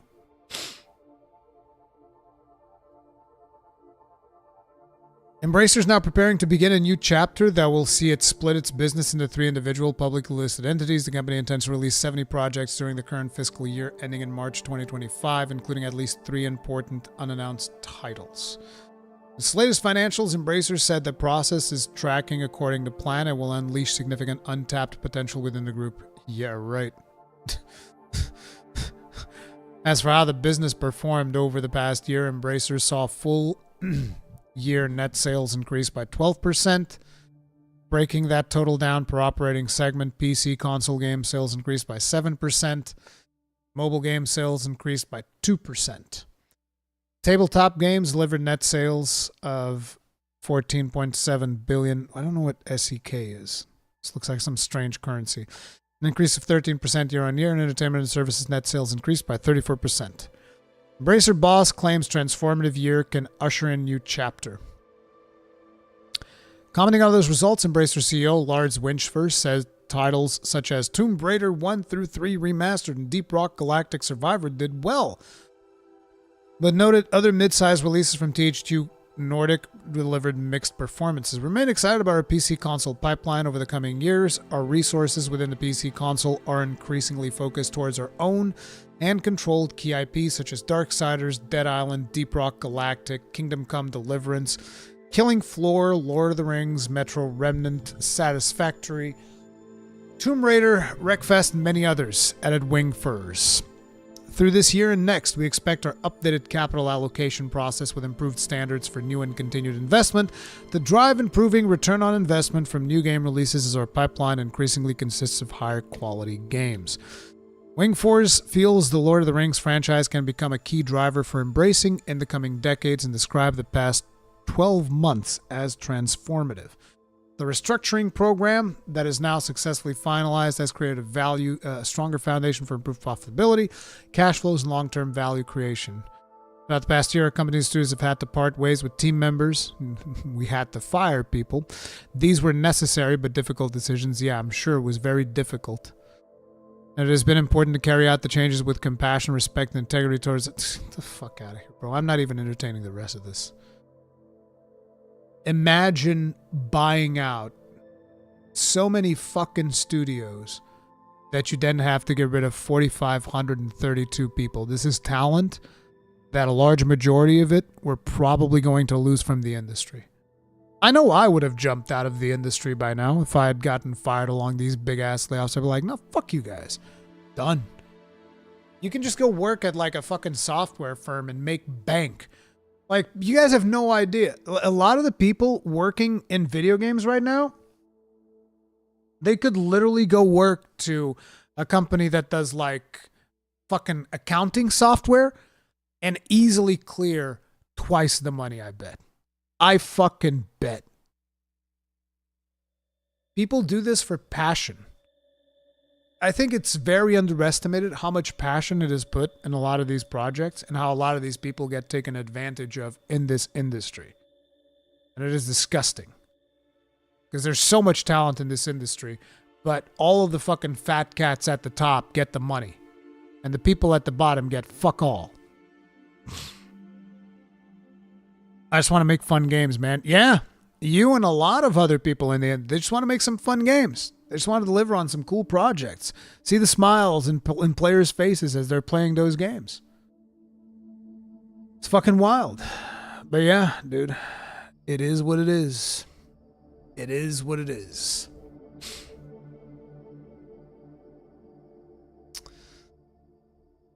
And then finally, for our final article here, Valve's new hero shooter is leaking all over the place and fans are confused.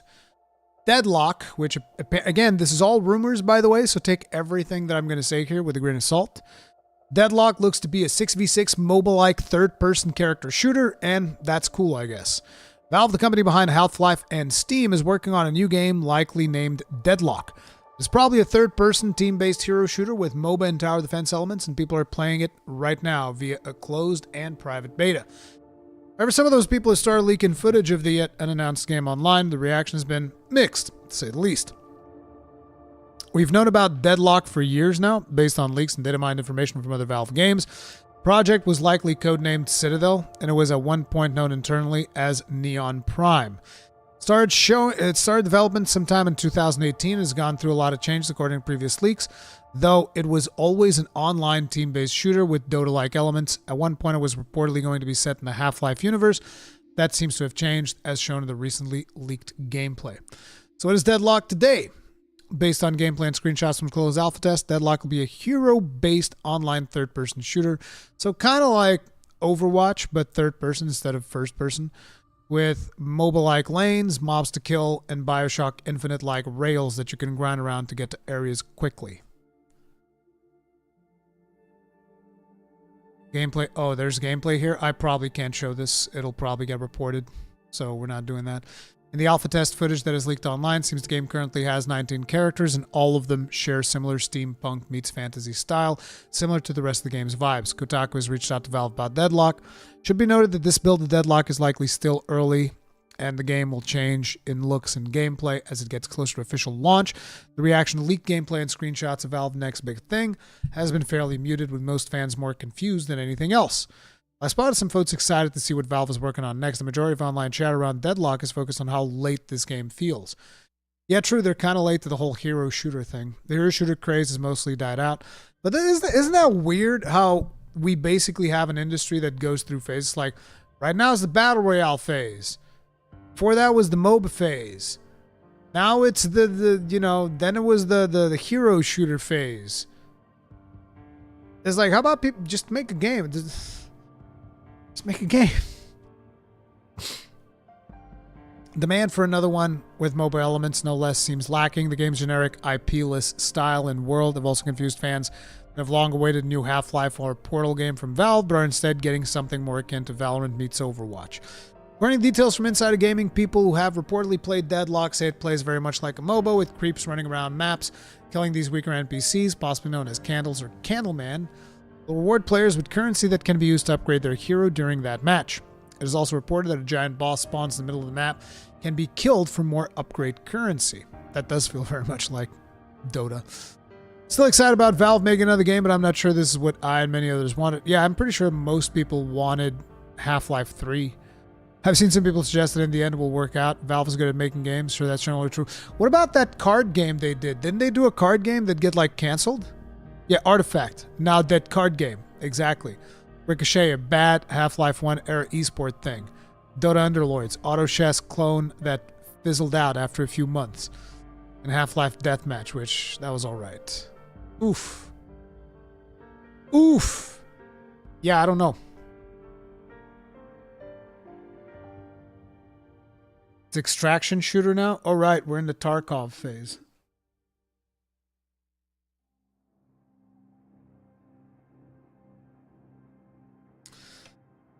We're in the Tarkov phase. They gave up on Artifact so fast. It was crazy. Yeah, dude. Freaking tell me about it. Tarkov just killed itself. Yeah, I heard they did something with their monetization that was not the best choice. It was not the best choice. But yeah, guys, that's the show today.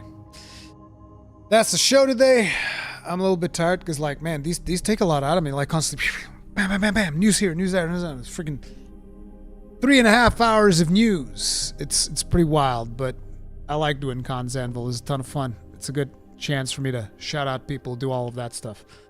But if you guys enjoy these streams, do remember you can hit the like button. It really helps me out a lot. You can subscribe. You can hit the bell notification icon. All of these are fantastic things that make a massive difference in the channel. You guys have no idea how much this helps me out.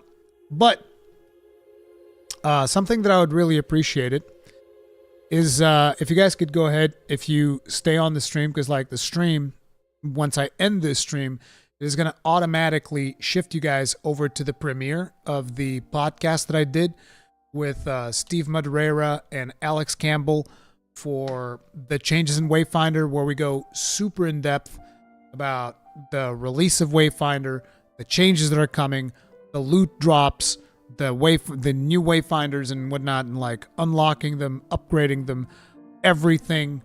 So hopefully you guys will check that out and also leave a like and stuff on that video, because that one I know is, I'm going to take a hit in the channel for that one probably, but I'm happy to do it because I really enjoyed the game. But anyways, that's going to be it for now. Thank you all very much for hanging out with me. I'll see you guys in the next one. Stay strong, stay safe, peace out.